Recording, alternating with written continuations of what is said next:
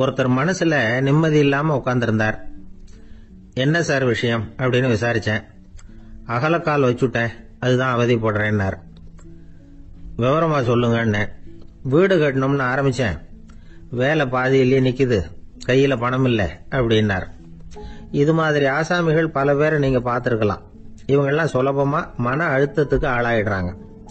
மன உளைச்சல், அதாவது ஸ்ட்ரெஸ் அப்படின்னு சொல்றோமே, அதுக்கு அடிப்படையான சில காரணங்கள் உண்டு.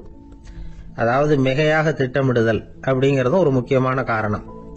நடைமுறை சாத்தியம் என்னங்கிறத மனசுல வச்சுக்கிட்டு எந்த திட்டத்தையும் தீட்டணும், அப்பதான் அது சரியா வரும். இரண்டாவது காரணம் என்ன தெரியுமா? ஒரே நேரத்தில் பல்வேறு செயல்களில் ஈடுபடுறது. தொலைபேசியில பேசிக்கிட்டே கையில் இருக்கிற கடிதத்தை படிச்சுக்கிட்டே எதிரில் உட்காந்துக்கிட்டு இருக்கிறவருக்கும் அப்பப்போ பதில் சொல்லிக்கிட்டு மனசுல பல்வேறு சிந்தனைகளை அப்படியே ஓட விட்டுக்கிட்டு இருக்கிறது, இதுவும் மன அழுத்தத்தை உண்டாக்குது. மூணாவது காரணம், எதிலேயும் வெற்றி மட்டும் எதிர்பார்க்கிற ஒருதலை பட்சமான ஆர்வம். நாம தொட்டதெல்லாம் வெற்றியாவே முடியணும் அப்படின்னு எதிர்பார்க்கிறவங்க ஏதாவது ஒண்ணுல தோல்வியை கண்டா தோண்டு போயிடுறாங்க. எப்படியும் முடியலாம்ங்கிற எண்ணம் ஏற்கனவே நமக்குள்ள இருந்துட்டுதுன்னா அந்த அவஸ்தை வராது. அதனால அதுவும் நம்ம வளர்த்து கொள்ள வேண்டிய ஒரு குணம். மன உளைச்சல் ஏற்படுறதுக்கு இன்னொரு காரணம், எதையும் வேகமா செஞ்சுடணும் அப்படிங்கிற துடிப்பு. அந்த துடிப்பே மனசை அழுத்த ஆரம்பிச்சிடும். எந்த ஒரு காரியத்திலையும் தாமதமோ இடையூறோ ஏற்பட்டா அதை பொறுத்துக்கிற மனப்போக்கம் வேணும். அது இல்லாதவங்க அழுத்தத்துக்கு ஆளாயிடுறாங்க. சில பேர் வேலைன்னு எந்த நேரம் பார்த்தாலும் வேலையே கதின்னு கிடப்பாங்க. பொழுதுபோக்குக்கோ உடற்பயிற்சிக்கோ குடும்பத்தில் உள்ளவங்க அல்லது நண்பர்கள் கூட கலந்துரையாடவோ கொஞ்சம் கூட நேரம் ஒதுக்க மாட்டாங்க. இந்த சுபாவம் மன அழுத்தத்தை உண்டு பண்ணும். இதையெல்லாம் புரிஞ்சுக்கிட்டு அதுல இருந்து விடுபடுறது எப்படின்னு யோசிக்கணும். வல்லுநர்கள் இது தொடர்பா சில யோசனைகளை சொல்லி வச்சிருக்கிறாங்க. அது என்னன்னா, வாழ்க்கைங்கிறது பிரச்சனைகளால பின்னப்பட்ட ஒன்று. அது எப்பவுமே முடிவடையாத ஒரு தொடர்கதை அப்படிங்கறத முதல்ல நாம புரிஞ்சுக்கணும். ஒரே நேரத்துல ஒரு காரியத்துல மட்டுமே நாம கவனம் செலுத்தணும். அடுத்தவங்க காரியத்துல தலையிடக்கூடாது. எதையும் பேச ஆரம்பிக்கிறதுக்கு முன்னாடி நம்மை நாமே கேட்டுக்க வேண்டிய கேள்வி 2. 1, நான் சொல்ல போறது ரொம்ப முக்கியமானதா? 2வது, நான் சொல்றத அவங்க கேட்கறதுக்கு ஆசைப்படுறாங்களா? நான் பேசுறதுக்கு அது சரியான நேரம் தானா? இதை யோசிச்சு பார்த்ததுக்கு அப்புறம் எதையும் பேச ஆரம்பிக்கணும். முடிஞ்ச அளவுக்கு வளைந்து போகிற சுபாவத்தை வளர்த்துக்கணும். நம்ம நேரம் விலை மதிப்பு இல்லாதது, அதை வீணாக்கக்கூடாது. சிரிக்க தெரியலனாலும் பரவாயில்ல, முகத்துல கொஞ்சம் புன்முறுவலாவது காட்டணும். இதெல்லாம் ரொம்ப முக்கியம். அடுத்தவங்க ஏதாவது செஞ்சா உடனே நன்றி சொல்ல மறக்கப்படாது. தினமும் கொஞ்ச நேரத்தை தனிமையில செலவு பண்ணணும். மன உளைச்சல் இருந்து விடுபடுறதுக்கு 3 முக்கிய வழிகள் சொல்றாங்க. அதை சுருக்கமா ரெட் அப்படின்னு சொல்றாங்க. RED ஆங்கில எழுத்துல. அந்த முதல் எழுத்து R, அது என்னன்னா ரிலாக்ஸேஷன், அதாவது இடை ஓய்வு. 2வது E எக்ஸர்சைஸ், உடற்பயிற்சி. 3வது டயட், திட்டமிட்ட உணவு முறை. அதனால தியானம், மூச்சு பயிற்சி இதெல்லாம் இந்த இடை ஓய்வுக்கு வழிகள். எந்த வேலையையும் தொடர்ந்து செய்யக்கூடாது. எல்லார்கிட்டையும் கலகலப்பா பழகணும். மாசத்துக்கு ஒரு நாளாவது குடும்பத்தோடு வெளியில போயிட்டு வரணும். சுலபமான உடற்பயிற்சிகளை செய்யலாம். உடற்பயிற்சிங்கிறது நமக்காக நாம செய்கிற ஒரு நீண்ட கால முதலீடு அப்படின்னு சொல்லுவாங்க. அதாவது லாங் டேர்ம் இன்வெஸ்ட்மெண்டா. அளவோட சாப்பிடணும், மெதுவா சாப்பிடணும். இதெல்லாம் கொஞ்சம் மனசுல வச்சுக்கிட்டு நடந்துக்கிட்டா மகிழ்ச்சியா வாழலாம். சில பேர் சாப்பாட்டு விஷயத்துல ரொம்ப அக்கறை எடுத்துக்கிறது உண்டு. ஒரு குண்டு ஆசாமி சாப்பிட உட்கார்ந்தார். முதல்ல ஒரு மாத்திரை சாப்பிட்டார். எதுக்குன்னு கேட்டோம். பசி எடுக்கிறதுக்குன்னார். சாப்பிட்டு முடிச்சார். பிறகு மறுபடியும் ஒரு மாத்திரை சாப்பிட்டார். இது எதுக்குன்னு கேட்டோம். சாப்பிட்டது ஜீரணமாகறதுக்கு அப்படின்னார். ஒரு நீதிமன்றம், அங்க ஒரு கொலை வழக்கு சம்பந்தமா விசாரணை நடந்துகிட்டு இருக்குது. அந்த வழக்கறிஞர் ரொம்ப தீவிரமா வாதாடிட்டு இருக்கிறார். தன்னுடைய கட்சிக்காரர் நிரபராதிங்கிறது அவருக்கு நல்லா தெரியும். அதனாலதான் அவர் சார்பா வாதாடுறதுக்கே ஒத்துக்கிட்டார். அப்படி அவர் மும்முரமா வாதாடிக்கிட்டு இருக்கிற சமயத்துல அவசரமா தந்தி ஒண்ணு சேர்ந்தது. அதை வாங்கி படிச்சு பார்த்தார். அதுக்கப்புறம் அதை மடிச்சு தன்னுடைய கோட்டு பையில வச்சுக்கிட்டு தொடர்ந்து வாதாட ஆரம்பிச்சிட்டார். பேசி முடிச்சாரு. அதுக்கப்புறம் அங்க கோர்ட்ல இருந்த சக வக்கீல்கள் அவர்கிட்ட வந்தாங்க. தந்தி ஒண்ணு என்ன விஷயம் அப்படின்னு விசாரிச்சாங்களாம். அப்போ அவர் சொல்லியிருக்கிறார், ஊரில் சிகிச்சைக்காக போயிருந்த என்னுடைய மனைவி இறந்து போனதா தந்தி வந்திருக்குது அப்படின்னாராம். மற்ற வக்கீல்களுக்கு அதிர்ச்சி. என்னங்க இது, மனைவி இறந்ததை விட கேஸு முக்கியமா உங்களுக்கு அப்படின்னு கேட்டிருக்கிறாங்க. இறந்து போன என் மனைவி மறுபடியும் திரும்பி வர போறதில்ல. ஆனா என்னுடைய கட்சிக்காரர் ஒரு கொலை வழக்கில் மாட்டிக்கிட்டார். அவரும் நிரபராதி. அவர் உசுரை நான் காப்பாற்ற வேணாமா? இதுதான் என்னுடைய கடமை அப்படின்னாராம். இப்படி இவர் சொன்னதும் எல்லாரும் அப்படியே திகைச்சு போய் நின்றுட்டாங்களாம். சரி, கடமைக்கு முக்கியத்துவம் கொடுத்த அந்த வழக்கறிஞர் யார் தெரியுமா? அவர் தான் இரும்பு மனிதர் சர்தார் வல்லபாய் பட்டேல். குஜராத் மாநிலத்தில் 1875 அக்டோபர் 31 அன்றைக்கு ஜாவேரி பாய் அப்படிங்கிறவருக்கு 4வது பிள்ளையா அவர் பிறந்தாராம். இந்த ஜாவேரி பாய் யார் தெரியுமா? ஜான்சி ராணி லட்சுமி பாய் போர் படையில ஒரு வீரரா பணிபுரிஞ்சவர். இளம் வயசுல வல்லபாய் படேல் ரொம்ப சிரமப்பட்டு படிச்சிருக்கார். விடாமுயற்சி வெற்றியை கொடுத்தது. கல்லூரியிலையும் காலடி வச்சார். அதுக்கப்புறம் வக்கீல் பட்டத்தையும் வாங்கினார். பிரிட்டிஷ் ஆட்சி நடந்துகிட்டு இருந்த சமயம் குஜராத்தை சேர்ந்த பர்டோலி தாலுகாவில் விவசாயிகள் மேல அரசாங்கம் திடீர்னு நில வரியை வசதி விட்டுதான். ஏழை விவசாயிகள் ரொம்ப கஷ்டப்பட்டிருக்காங்க. அரசாங்கம் வரி செலுத்தாத விவசாயிகளின் நிலங்களை எல்லாம் ஜப்தி செஞ்சுதான். அரசாங்கத்தை எதிர்க்கிறவங்களை எல்லாம் கைது பண்ணி சிறையில அடைச்சுட்டாங்களாம். சில பேர் வீடு வாசல் ஆடு மாட்டையெல்லாம் வித்து கூட வரி கட்ட வேண்டிய நிலைமைக்கு ஆளாயிட்டாங்க. வழக்கறிஞர் வல்லபாய் படேல் நில வரியை உடனே ரத்து பண்ணணும் அப்படின்னு பம்பாய் கவர்னருக்கு ஒரு கடிதம் எழுதினார். எந்த பலனும் இல்லை. உடனே எல்லா விவசாயிகளையும் அணி திரட்டினார். அதுக்கு தானே தலைமை தாங்கினார். சத்தியாகிரகம் நடத்தினார். அந்த பகுதியில் எந்த வேலையும் நடக்கல. வேற வழி இல்லை. ஆட்சியாளர்கள் உடனே வரியை ரத்து பண்ணாங்க. சிறையில் இருந்தவங்களெல்லாம் வெளில விட்டாங்க. 1928 ஆகஸ்ட் 6 சர்க்காருக்கும் விவசாயிகளுக்கும் இடையில ஒரு உடன்பாடு ஏற்பட்டது. அதுக்கப்புறம் தான் நிலைமை சரியா போச்சான். வல்லபாய் பட்டேலின் பொது சேவையை பாராட்டின பொதுமக்கள் அவருக்கு சர்தார் அப்படிங்கிற பட்டத்தை கொடுத்தாங்களாம். சர்தார்னா தலைவர் அல்லது தளபதினு அர்த்தம். இரும்பு மனிதர்னு இவருக்கு பேர். இருந்தாலும் நகைச்சுவை உணர்வும் இவருக்கு நிறைய உண்டு. ஒரு தடவை ஒரு பத்திரிகை நிருபர் வந்திருக்கார். சர்தார் பட்டேல் கிட்ட அவருக்கு பிடிச்ச பண்பாடு கலாச்சாரம் எது அப்படின்னு கேட்கணும்னு ஆசை. அதனால அவரை பார்த்து கேட்டாராம், ஏங்க உங்களுக்கு பிடிச்ச கல்ச்சர் எது அப்படின்னு கேட்டிருக்காரு. இதுக்கு சர்தார் பட்டேல் சொன்ன பதில் என்ன தெரியுமா? எனக்கு பிடிச்ச கல்ச்சர் அக்ரிகல்ச்சர் அப்படின்னாராம். கத்திய தீட்டாதே புத்திய தீட்டு அப்படின்னு ஒரு பெரியவர் புத்தி சொன்னார். அதை கேட்ட ஒரு இளைஞன், அது எப்படி பெரியவரை புத்திய தீட்டுறது?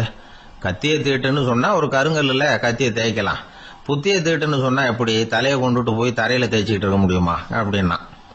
அந்த பெரியவர் உடனே புரிஞ்சுக்கிட்டார், இந்த இளைஞனுக்கு புத்தி கூர்மை கம்மி அப்படிங்கறத புரிஞ்சுக்கிட்டார். அது சரி, அறிவுக்கும் புத்திசாலித்தனத்துக்கும் என்ன வித்தியாசம்? இது ஒரு முக்கியமான கேள்வி. அறிவுன்னா என்ன, புத்திசாலித்தனம்னா என்ன? இதே கேள்விய சாக்ரட்டிஸ் கிட்ட அவருடைய சீடன் ஒருத்தன் கேட்டானா. ஐயா, அறிவுக்கும் புத்திசாலித்தனத்துக்கும் என்னங்க வித்தியாசம் அப்படின்னு கேட்டிருக்கான். சாக்ரட்டிஸ் நிமிர்ந்து பார்த்திருக்கிறார் அந்த சீடனை. அதுக்கப்புறம் சொன்னாராம், நான் சொல்றேன் உன்னுடைய கேள்விக்கு பதில், ஆனா அதுக்கு முன்னாடி நீ ஒரு காரியம் பண்ணணும்னாராம். என்னங்க செய்யணும் சொல்லுங்கன்னு இருக்கான். அதோ பாரு, ஒரு பெரியவர் உட்கார்ந்துருக்கிறாரு, அவர்கிட்ட போ, இங்க இருந்து பக்கத்துல இருக்கிற அந்த கிராமத்துக்கு போய் சேர எவ்வளவு நேரம் ஆகும் அப்படின்னு கேட்டுட்டு வா அப்படி சொன்னார் சாக்ரட்டிஸ். சரின்னு சொல்லிவிட்டு இவன் போனான். அந்த பெரியவர் முன்னாடி போய் நின்னான். ஏங்க பெரியவரை, இங்க இருந்து அதோ தெரியுத அந்த கிராமத்துக்கு போய் சேர்றதுக்கு எவ்வளவு நேரம் ஆகும் அப்படின்னு கேட்டான். பெரியவர் நிமிர்ந்து பார்த்தார். ஆனா பதில் எதுவும் சொல்லல. இவன் மறுபடியும் ஒரு தடவை அதே கேள்வி அவர்கிட்ட கேட்டான். என்னங்க, நான் கேட்கறது உங்க காதல விழுதா? அந்த கிராமத்துக்கு போய் சேர்றதுக்கு எவ்வளவு நேரம் ஆகும் அப்படின்னு சொல்லி மறுபடியும் கேட்டான். அப்பவும் அவர் பதில் சொல்லல. உடனே அவன் மனசுக்குள்ள முடிவு பண்ணிக்கிட்டான், சரி பெரியவர் ஒரு மாதிரியா தெரிகிறார், புத்தி சுவாதீனம் சரியில்லாத ஒரு மாதிரி தெரியுது அப்படின்னு நினைச்சுக்கிட்டே வந்த வழியிலேயே திரும்பி வந்துட்டான். கொஞ்ச தூரம் நடந்திருப்பான். இப்ப அந்த பெரியவர் மறுபடியும் கூப்பிட்டார், இளைஞனே இப்படி வாடினார். இவனுக்கு ஒன்றும் புரியல. மறுபடியும் திரும்பி நடந்தான். அவர் முன்னாடி போய் நின்னான். பெரியவர் சொன்னார், தம்பி, இங்க இருந்து அந்த கிராமத்துக்கு போய் சேர்றதுக்கு 5 நிமிஷம் ஆகும் அப்படின்னார். இப்போ அந்த இளைஞன் அந்த முதியவரை ஒரு மாதிரியா பார்க்க ஆரம்பிச்சான். அதுக்கப்புறம் கொஞ்சம் யோசிச்சான்.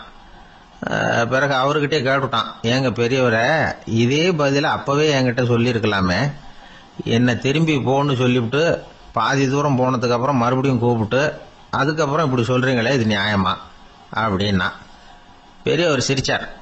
அதுக்கப்புறம் சொன்னார், ஏன்பா நீ எவ்வளவு வேகமா நடக்கிறேங்கிறத பார்க்காம நீ கிராமத்துக்கு போய் சேர வேண்டிய நேரத்தை எப்படி என்னால் சொல்ல முடியும்?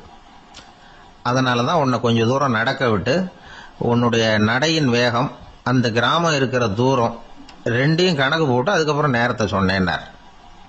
சீடன் வந்து தலை குனிந்தான். அப்படியே திரும்பி வந்து சாக்ரட்டிஸ் முன்னாடி நின்னான். சாக்ரட்டிஸ் இப்ப சொல்றார், தம்பி அதுக்கு பேர் தான் புத்திசாலித்தனம். இந்த அறிவு கூர்மை வந்து எல்லா இளைஞர்களுக்கும் வரணும் அப்படிங்கறதுக்காகத்தான் கத்தியை தீட்டாத புத்தியை தீட்டு அப்படின்னு பெரியவங்கெல்லாம் சொல்லிட்டு இருக்கிறாங்க. புத்தியை தீட்டுறவங்கெல்லாம் வாழ்க்கையில அறிவாளியாராங்க, தீட்டாதவங்க கோமாளியாராங்க. இதுதான் இன்னைக்கு நடக்கிறது. அதனால அறிவு கூர்மைங்கிறது வேற. இந்த காலத்து ஆசாமி ஒருத்தர் இன்னொருத்தரை பார்த்து கேட்டார், ஏங்க ஒரு விமானம் இங்கேருந்து புறப்பட்டு 2 மணி நேரத்தில் மதுரைக்கு போய் சேருது. நல்லா கவனிங்க, ஒரு விமானம் இங்கேருந்து புறப்பட்டு 2 மணி நேரத்தில் மதுரைக்கு போய் சேருது அப்படின்னா என்னோட வயசு என்னன்னு கேட்டார். இவர் கேட்கறதுல ஏதாவது அர்த்தம் இருக்கா? அதாவது இங்கேருந்து புறப்பட்டு 2 மணி நேரம் ஆகுது மதுரைக்கு போகிறதுக்கு, அப்படின்னா என் வயசு என்னன்னு கேட்குறாரு. இதை கேட்ட உடனே அவர் பதில் சொன்னார், அப்படின்னா உங்களோட வயசு 20 அப்படின்னார். எப்படிங்க அவ்வளவு கரெக்டா சொன்னீங்க அப்படின்னு கேட்டார். வேற ஒண்ணும் இல்ல, எங்க பக்கத்து வீட்டுல ஒரு முழு பைத்தியம் இருக்கு, அதோட வயசு 40, அப்படின்னா உன் வயசு 20 தான் இருக்கணும் அப்படின்னார். அரை பைத்தியம்னு முடிவு பண்ணிக்கிட்டார். அதனால வாழ்க்கையில அறிவு கூர்மைங்கிறது ரொம்ப அவசியம். அந்த புத்திசாலித்தனம் இருக்கிறவங்க வாழ்க்கையில வெற்றி பெறுவது நிச்சயம். ஒரு ஆள் அசையாம கிடக்கிறார், அவர் இருக்காரா போயிட்டாராங்கிறத எப்படி முடிவு பண்றோம்? அவர் மூக்குக்கு முன்னாடி புறங்கைய வச்சு பாக்குறோம், மூச்சு வருதா இல்லையா அப்படிங்கறத கண்டுபிடிக்கிறதுக்காக. மூச்சுங்கிறது அவ்வளவு முக்கியமான ஒரு விஷயம். சுவாசம் இல்லைன்னா எதுவுமே இல்லை. நம்ம பூமி இருக்க அது கூட சுவாசிக்குதுங்கிறத சோவியத் விஞ்ஞானிகள் கண்டுபிடிச்சிருக்கிறாங்க. பூமிக்கு மேல இருக்கிற மண் அடுக்குல காற்றுல உள்ள ஆக்சிஜன் ஆக்சிகரணம் அடையுது அப்படின்னு தான் இதுவரைக்கும் எல்லாரும் நம்பிக்கிட்டு இருந்தாங்க. ஆனா இப்ப என்ன கண்டுபிடிச்சிருக்கிறாங்கன்னா, அந்த ஆக்சிஜன் பூமிக்குள்ள 1 கிலோமீட்டர் ஆழம் வரைக்கும் ஊடுருவி போகுதான். பூமிக்குள்ள 2 பக்கமும் பல கிலோமீட்டர் வரைக்கும் பரவுதான். பூமிக்குள்ள இருக்கிற நீர்நிலை அடுக்குகள் தான் நுரையீரல் செய்யற வேலையை செய்யுதான். நம்ம உடம்புல நுரையீரல் இல்லைன்னா ஒன்றும் நடக்காது. ஒரு மரத்தை தலைகீழா தொங்க போட்டா எப்படி இருக்கும் அப்படி யோசிச்சு பாருங்க. அப்படித்தான் இதுவும், நுரையீரலும் அப்படித்தான் இருக்கும். வலது பக்கம் ஒண்ணு, இடது பக்கம் ஒண்ணு. வலது பக்கம் நுரையீரல் கொஞ்சம் பெருசா இருக்கும், நுட்பமான நரம்பு குழாய்கள் அதுல இருக்கும். கோடிக்கணக்கான நுண்ணிய குழாய்களை வச்சுக்கிட்டு தான் அது வேலை செய்யுது. 25 கோடி குழாய்கள் இருக்கும். அது அப்படியே முழுசா பிரிச்சு பரப்புனா ஒரு டென்னிஸ் கோர்ட்ல பாதி பரப்பளவு இருக்குமா. நுரையீரல் நிறம் கருஞ்சிவப்பு தான். புகை அதிகமா உள்ள போச்சுன்னா அது கருப்பாயிடுது. காத்துல உள்ள பிராணவாயுவை இது இழுத்து எடுத்துக்கிட்டு ரத்தத்தை சுத்தப்படுத்துற முக்கியமான வேலையை இது செய்யுது. அசுத்த காத்தை வெளியில அனுப்பி வச்சிருது. ஒருத்தர் வேகமா ஓடி வர்றார், அவருக்கு மூச்சு இறைக்கும். பயங்கரமா எதையாவது பார்த்து விடுறார், உடனே மூர்ச்சை ஆயிடுவார். இது மாதிரி சமயங்கள்ல வேற எந்த தூண்டுதலும் இல்லாம நுரையீரல் தானாவே இயங்கும். இப்படி ஒரு அவசியம் ஏற்படுறப்போ இயக்கத்தை தூண்டி விடுற முக்கியமான இணைப்பு மூளைக்கு கீழே முதுகு எலும்புக்கு மேற்பகுதியில இருக்குது. அது உடனே சுவாசத்துக்கு அவசர உதவியை கொடுக்குது. இப்ப ஒருத்தர் பேசாம உட்கார்ந்துருக்கார். இந்த சமயத்துல அவருக்கு 1 பங்கு காத்து தேவைப்படுதுன்னு வச்சுக்கோங்க. அவர் எழுந்திருச்சு நடக்கும் பொழுது 1.5 மடங்கு தேவைப்படும். ஓடினார்னா 3 மடங்கு தேவைப்படும். படுத்திருக்கிறப்ப அரை மடங்கு தான் தேவைப்படும். இதுக்கு நிமிஷத்துக்கு 16 தடவை மூச்சு விட்டாகணும்.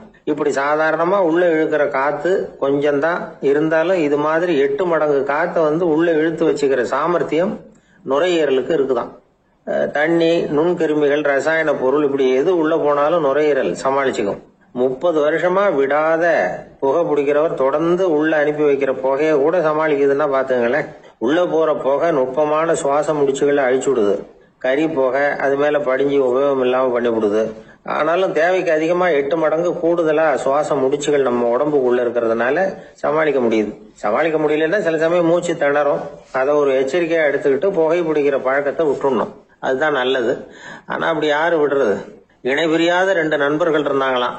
2 பேரும் விடாம சிகரெட் குடிக்கிறவங்க. அதுல ஒருத்தன் செத்து போட்டான். இன்னொருத்தன் அதுக்கப்புறம் 2 சிகரெட்டா குடிக்க ஆரம்பிச்சானா. ஏன் இப்படி பண்றேன்னு கேட்டிருக்காங்க. நான் 1 சிகரெட்டு தான் குடிக்கிறேன், செத்து போன என்னுடைய ஃப்ரெண்ட் இருக்கானே செத்து போனவன், அவனுக்காக இன்னொரு சிகரெட் குடிக்கிறேன் அப்படின்னு நானா. இது ரொம்ப ஆபத்து, விட்டுடு அப்படின்னு சொல்லியிருக்காங்க. சரின்னு ஒத்துக்கிட்டான். ஆனா அதுக்கப்புறமும் ஒரு சிகரெட் வீதமா குடிச்சுக்கிட்டே இருந்தான். சிகரெட் பழக்கத்தை நீ இன்னும் விடலையான்னு கேட்டாங்களாம். அந்த பழக்கத்தை நான் எப்போ விட்டுட்டேன், இப்ப நான் குடிக்கிறது என் ஃப்ரெண்டுக்காக அப்படின்னு நானும். இவங்கெல்லாம் எப்படி திருந்துறது? ஒரே ஒரு ஊர்ல ஒரு அம்மா இருந்தாங்க. அந்த அம்மாவுக்கு ஒரே ஒரு பிள்ளையாண்டான். அவனுக்கு ரொம்ப அக்கறையோட கல்யாணம் பண்ணி வச்சாங்க. கல்யாணம் முடிஞ்சதும் மருமக பொண்ணு வீட்டுக்கு வந்து சேர்ந்தது. அப்பாடா, என் கடமை முடிஞ்சது, இனிமே அக்கடான்னு எங்கேயாவது ஒரு மூலையில படுத்து கிடக்கலாம் அப்படின்னு நினைச்சாங்க அந்த அம்மா. ஆனா நினைக்கிறபடி எங்க நடக்குது? அதுக்கப்புறம் தான் பிரச்சனையே ஆரம்பமாச்சு. மருமகள் குணம் சரியில்லை, ஒரு மாதிரி. அந்த பொண்ணு வீட்டுக்கு வந்ததுமே முதல் வேலையா மாமியாரை பார்த்து, அதுதான் நான் வந்துட்டேன்ல, இனிமே உங்களுக்கு என்ன வேலைங்க, புறப்பட வேண்டியது தானே, காசி ராமேஸ்வரம்னு எங்கேயாவது போங்க அப்படின்னுட்டு தான். மாமியார் பார்த்தாங்க, கொஞ்சம் யோசனை பண்ணாங்க. இந்த பாருமா, நீ இப்படி சொல்றதுக்கு முன்னாடியே வீட்டை விட்டு புறப்படணுங்கிற முடிவுக்கு நான் வந்துட்டேன். வீட்டை மட்டும் இல்லை, இந்த உலகத்தை விட்டே கூட போறதுக்கு தயாரா இருக்கிறேன். ஆனா ஒரே ஒரு விஷயத்துக்காக என் உயிரை கையில பிடிச்சிக்கிட்டு இருக்கிறேன் அப்படின்னாங்களாம். என்ன விஷயம்னு கேட்டது இந்த மருமக பொண்ணு. வேற ஒண்ணும் இல்ல, என் பிள்ளைக்கு கல்யாணம் பண்ணி வச்சுட்டேன். ஒரு பேர புள்ள பிறந்து அதை என் கண்ணால பாத்துட்டேன்னா நான் எங்க வேணும்னாலும் போறதுக்கு தயாரா இருக்கிறேன் அப்படின்னாங்களாம் அந்த மாமியார். மாமியார் இப்படி சொல்றதுலயே நியாயம் இருக்கிறதாக பட்டுது அந்த பொண்ணுக்கு. சரி, அப்படியே இருந்து பார்த்துட்டு போகலாம் அப்படின்னு அனுமதி கொடுத்தது. கொஞ்ச காலத்துல ஒரு பேரன் பிறந்தான். அந்த அம்மாவும் பேரனை கண்ணால பாத்துட்டாங்க. சரி, பேரனை பார்த்தாச்சுல்ல, இனிமே புறப்பட வேண்டியது தானே அப்படின்னது மருமக பொண்ணு. மாமியார் பார்த்தாங்க, நீ சொல்றது சரிதாம்மா, அதுல ஒன்றும் தப்பு இல்லை. என்னோட பேரன் உங்களை அம்மா அப்பான்னு கூப்பிடுறத என் காது குளிர கேட்டுட்டு போயிடுறேனே அப்படின்னாங்களாம். சரி, அந்த ஆசையை நிறைவேறட்டும் அப்படின்னு காத்துக்கிட்டு இருந்தாங்க. பேரன் வளர்ந்தான், நடந்தான், பள்ளிக்கூடம் போனா, பெரியவனானா. மருமக பொண்ணு மறுபடியும் மாமியாரை விரட்ட ஆரம்பிச்சுட்டுது, இன்னும் புறப்புள்ளையான்னு. இதை பாருமா, இது வரைக்கும் இருந்துட்டேன். பேரனோட கல்யாணத்தையும் கண்ணால பார்த்தாதான் இந்த கட்டை வேகும் போல இருக்குது அப்படின்னு சொல்லி ஒரு மாதிரியா பேச ஆரம்பிச்சாங்க. இதுவும் நியாயமான ஆசையா தான் படுது அப்படின்னு அது யோசிச்சிருக்கு அந்த பொண்ணு. சரின்னு அதுக்கும் ஒத்துக்கிட்டது. உடனே பேரனுடைய கல்யாணமும் முடிஞ்சது ஒரு வழியா. இனிமே ஒரு நொடி கூட இங்க இருக்கக்கூடாது, புறப்படுங்க அப்படின்னு மாமியாரை விரட்டிச்சான் அந்த பொண்ணு. இப்ப அந்த மாமியார் தன்னோட மருமகளை பார்த்து சொல்றாங்க, இதோ கிளம்பிட்டேம்மா, என் மூட்டை முடிச்செல்லாம் கட்டிக்கிட்டேன், புறப்பட்டுட்டேன். அப்படியே நீயும் உன் துணிமணிகளை மூட்டை கட்டிக்கிட்டு கிளம்பிடும், என்னோட சேர்ந்து 2 பேருமா சேர்ந்து போயிடலாம் அப்படின்னாங்களாம். அந்த பொண்ணு முழிக்குது. முழிக்காதே, உனக்கும் ஒரு மருமக வந்துட்டா, இனிமே நீயும் ஒரு மாமியார் தானே, உனக்கும் இனிமே இங்க வேலை இல்லை, புறப்படு அப்படின்னாங்களாம். அப்பதான் அந்த பொண்ணு சிந்திக்க ஆரம்பிச்சுதான், தன்னோட தவறு புரிஞ்சுதான். இந்த தகவலை கேட்டுக்கிட்டு இருக்கிற மருமகள்லாம் இதை பத்தி கொஞ்சம் யோசிச்சு பார்க்கணுங்கிறதுக்காகத்தான் இதை சொல்றோம் மாமியார்கள் சார்பா. கொஞ்ச நாளைக்கு முன்னாடி ஒரு பொண்ணை பார்த்து பேசுற சந்தர்ப்பம் கிடைச்சது ஒரு கல்யாண வீட்டில். அந்த பொண்ணு சொல்லிச்சு, சார், எனக்கு கல்யாணம் ஆகி 15 வருஷம் ஆகுது, நான் மாமியார்கிட்ட சண்டை போட்டதே இல்லை அப்படின்னு ரொம்ப அடக்கமா சொல்லிச்சு. அது எப்படிமா சாத்தியமாச்சுன்னு கேட்டோம். எனக்கு கல்யாணம் ஆகி 15 வருஷம் தான் ஆச்சு, ஆனா என் மாமியார் செத்து போய் 20 வருஷத்துக்கு மேல ஆயிட்டுது அப்படின்னுது. ஒரு நண்பர் வந்தார், ரொம்பவும் இறுக்கமா உடை அணிஞ்சிருந்தார். அதாவது ஆடைக்குள்ள அவர் மாட்டிக்கிட்டு இருந்தது மாதிரி தெரிஞ்சது. ஏன் துணி குறைச்சலா எடுத்துட்டீங்களா அப்படின்னு கேட்டோம். இல்லைங்க, எனக்கு எப்பவுமே இறுக்கமா உடை அணியறது தான் பிடிக்கும் அப்படின்னார். ஒருத்தர் எப்படி உடை அணிகிறார் அப்படிங்கிறத வச்சு அந்த ஆள் எப்படிப்பட்டவர் அப்படிங்கிறத கண்டுபிடிச்சிடலாம். உடை அணிகிற விதம் ஒருத்தருடைய மனநிலையை வெளிப்படுத்துதான். இப்ப இறுக்கமான உடை அணிகிறவங்க பொதுவா மன நிம்மதி இல்லாதவங்களா இருப்பாங்களாம், கோபக்காரங்களா இருப்பாங்களாம். ரொம்ப தொலைதொலைப்பா ஆடை அணிகிறவங்க இருக்கிறாங்கல்ல, அவங்க எல்லாம் அமைதியான ஆளா இருப்பாங்களாம், சாந்தமா இருப்பாங்களாம். இவங்கெல்லாம் போராடுறதுக்கு சரியா வரமாட்டாங்களாம். இப்படி ஒரு கணிப்பு இருக்குது. அதனாலதான் போர் வீரர்களுக்கெல்லாம் இறுக்கமான உடையை தான் கொடுக்கறது வழக்கம். ஆனா சன்னியாசிகளை பாருங்க, அவங்களுக்கெல்லாம் ரொம்ப தொலை உடைகள் தான். அவங்கெல்லாம் டைட் பேண்ட் போட்டுக்கிட்டு நிக்க மாட்டாங்க சன்னியாசிகள்லாம். அதே மாதிரி சன்னியாசிகள்லாம் காவி உடைய தேர்ந்தெடுக்கிறதுக்கும் காரணம் உண்டு. பல ஆண்டுகள் சோதனை செஞ்சு பார்த்துட்டு தான் சன்னியாசத்துக்கு காவி தான் சரி அப்படின்னு முடிவு பண்ணியிருக்கிறாங்க. இப்ப பௌதிக விஞ்ஞானப்படியும் அதுதான் சரி. அதாவது சூரிய ஒளியில 7 வண்ணங்கள் உண்டு. ஒரு பொருள் மேல அது விழும் பொழுது அந்த பொருள் நமக்கு சிவப்பா தெரிஞ்சதுன்னா அந்த பொருள் சிவப்பை தவிர மற்ற எல்லா நிற கதிர்களையும் உள்வாங்கிக்கிட்டு சிவப்பு நிறத்தை மட்டும் வெளியில விடுது. அதாவது விலக்கி விடுது. அதனாலதான் அந்த பொருள் சிவப்பா தெரியுது. உடல் ஆரோக்கியத்துக்கு ஓரளவு சிவப்பு தேவைப்படுது. அதனாலதான் காவி உடை அணிஞ்சா சூரிய ஒளி ஓரளவு சிவப்பை விலக்கிவிடும். அதாவது சிவப்பின் பலனும் கிடைக்கும், இந்த சிவப்பின் கெடுதலும் இல்லை அப்படின்னு யோசனை பண்ணாங்க. காவி உதய வேளையின் நிறம். கீழ் வானத்துல கதிர் உதிக்கிற வேளையில முதல் ஒளி தோன்றுகிற நேரத்துல காவி நிறம் தான் கசியும். தியானம் செய்யறப்ப முதல்ல காணக்கூடிய ஒளி காவி நிறம் தான். தியானத்தின் உச்ச நிலையின் நிறம் நீலம். தியானம் காவி நிறத்துல ஆரம்பமாகி நீல நிறத்துல நிறைவடைகிறது அப்படிங்கிறார் ஓஷோ. நீலம் தியான சிகரம், காவி தியான ஆரம்ப குறியீடு, ஒரு சன்னியாசியின் ஆரம்ப தரிசனம் அப்படிங்கிறார் அவர். ஒருத்தர் நாள் பூரா காவி உடைய அணிஞ்சிருந்தா அந்த நிறம் அவருக்கு தியானத்தை பற்றிய நினைவை ஊட்டிக்கிட்டே இருக்கும். இப்படியே ஆடைக்கும் தியானத்துக்கும் இடையில ஒரு தொடர் ஏற்படுது. ஒரு துறவியின் உள்ளார்ந்த பண்பா அது மாறுது. கடை வீதியில ஒரு பொருள் வாங்க போறோம், அது மறந்துடக்கூடாதுங்கிறதுக்காக ஞாபகம் முடிச்சு போட்டுக்கிறோம். அந்த முடிச்சுக்கும் பொருளுக்கும் தொடர்பு இல்லை. ஆனா கடை வீதிக்கு போன உடனே அந்த முடிச்சு அந்த பொருளை ஞாபகப்படுத்துது. அதாவது அந்த முடிச்சு ஒரு தொடர்பு அம்சமா அமையுது. அது மாதிரிதான் காவி உடையும். ஒரு துறவி நடக்கும் பொழுது, சாப்பிடும் பொழுது, குளிக்கும் பொழுது அவருடைய காவி உடை அவருக்கு ஞாபகப்படுத்திக்கிட்டே இருக்கும். அது ஒரு நிலைப்படுத்தப்பட்ட நினைவாக ஞாபக முடிச்சாக மாறிடுது. காவி ஆடை இல்லைன்னா ஒருத்தரால துறவியாக முடியாதுன்னு அர்த்தம் இல்லை. அதே நேரத்துல காவி ஆடையால ஒன்னும் பிரயோஜனம் இல்லை, அதுல ஒன்னும் அர்த்தம் இல்லை அப்படின்னு சொல்லிட முடியாது. இதுதான் உண்மை. இவ்வளவு தூரம் காவி ஆடையை பத்தி சொல்றதுனால எல்லாரும் சன்னியாசியா போடுங்க அப்படின்னு நாம சொல்றதாக யாரும் நினைச்சிடக்கூடாது. மனசுக்கும் நிறத்துக்கும் உள்ள சம்பந்தத்தை தெரிஞ்சுக்கிறதுக்காக தான் இவ்வளவு. நமக்கு தெரிஞ்ச நண்பர் ஒருத்தர் இருக்கிறார், ஆபீஸ்ல வேலை பார்க்கிறவர். ஒவ்வொரு மாசமும் 20ஆம் தேதிக்கு பிறகு அவரை போய் பாத்தீங்கன்னா காவி உடை அணிஞ்சுக்கிட்டு, கண்ணை மூடிக்கிட்டு, கை ரெண்டையும் விரிச்சு வச்சுக்கிட்டு தியானத்திலேயே உட்காந்துருப்பாரு. ஏன் இப்படி பண்றீங்கன்னு கேட்டேன். அதாவது 20ஆம் தேதிக்கு பிறகு என் கையில ஒரு பைசா கூட கிடையாது, ஒரு சன்னியாசி லெவல்ல இருக்கிறேன், என்கிட்ட எதுவும் செலவுக்கு கேட்காத அப்படின்னு என் மனைவிக்கு நாசூக்கா உணர்த்துறதுக்காக அப்படி உட்காந்துருப்பேன் அப்படின்னு விளக்கம் கொடுக்கிறார் அவர். ஒரு ஊர்ல ஒரு கோயில் இருந்தது, ரொம்ப பழைய கோயில். உள்ள போறதுக்கே பயமா இருக்கும், எந்த நேரத்துல இடிஞ்சு விழுந்துருமோ அப்படிங்கிற பயம். அப்படி இருந்ததுனால யாரும் துணிஞ்சு சாமி கும்பிடுறதுக்கு அங்க போறதில்ல. கோயிலுக்கு வர்ற கூட்டம் கொஞ்சம் கொஞ்சமா குறைய ஆரம்பிச்சுட்டுது. கோயில் நிர்வாகிகள் எல்லாரும் கூடி உட்காந்து பேசினாங்க. என்ன பண்ணலாம்னு யோசனை பண்ணாங்க. எந்த இடம் மோசமா இருக்கோ அந்த இடத்த பழுது பார்த்தாங்க. அங்க எங்க வர்ணத்தை பூசி கொஞ்சம் அழகுபடுத்தி பார்த்தாங்க. ஏதோ இந்த ஊர்ல கோயில்னு ஒண்ணு இருக்கு, அது மக்களுக்கு தெரியணும் அப்படிங்கிறதுக்காகத்தான் அப்படிலாம் பண்ணாங்க. இருந்தாலும் கோவில் இருக்கிற நிலைமை மக்களுக்கு தெரியும், அதனால அங்க வர்றது குறைச்சிக்கிட்டாங்க அவங்க. ஒரு கட்டத்துல யாருமே வர்றதில்லை, நிலைமை அந்த அளவுக்கு ஆயிட்டுது. மறுபடியும் கோவில் நிர்வாகிகள் கூட்டம் நடந்தது. இந்த கூட்டம் கூட கோயிலுக்கு உள்ள நடக்கல, இடிஞ்சு விழுந்துருமோங்கிற பயம். அதனால வெளியில தான் உட்காந்து கூட்டத்தை நடத்தினாங்க. ஏன்னா உள்ள போறதுக்கு அவங்களுக்கும் துணிச்சல் கிடையாது, எந்த நேரமும் விழுந்துரும் போல இருந்தது.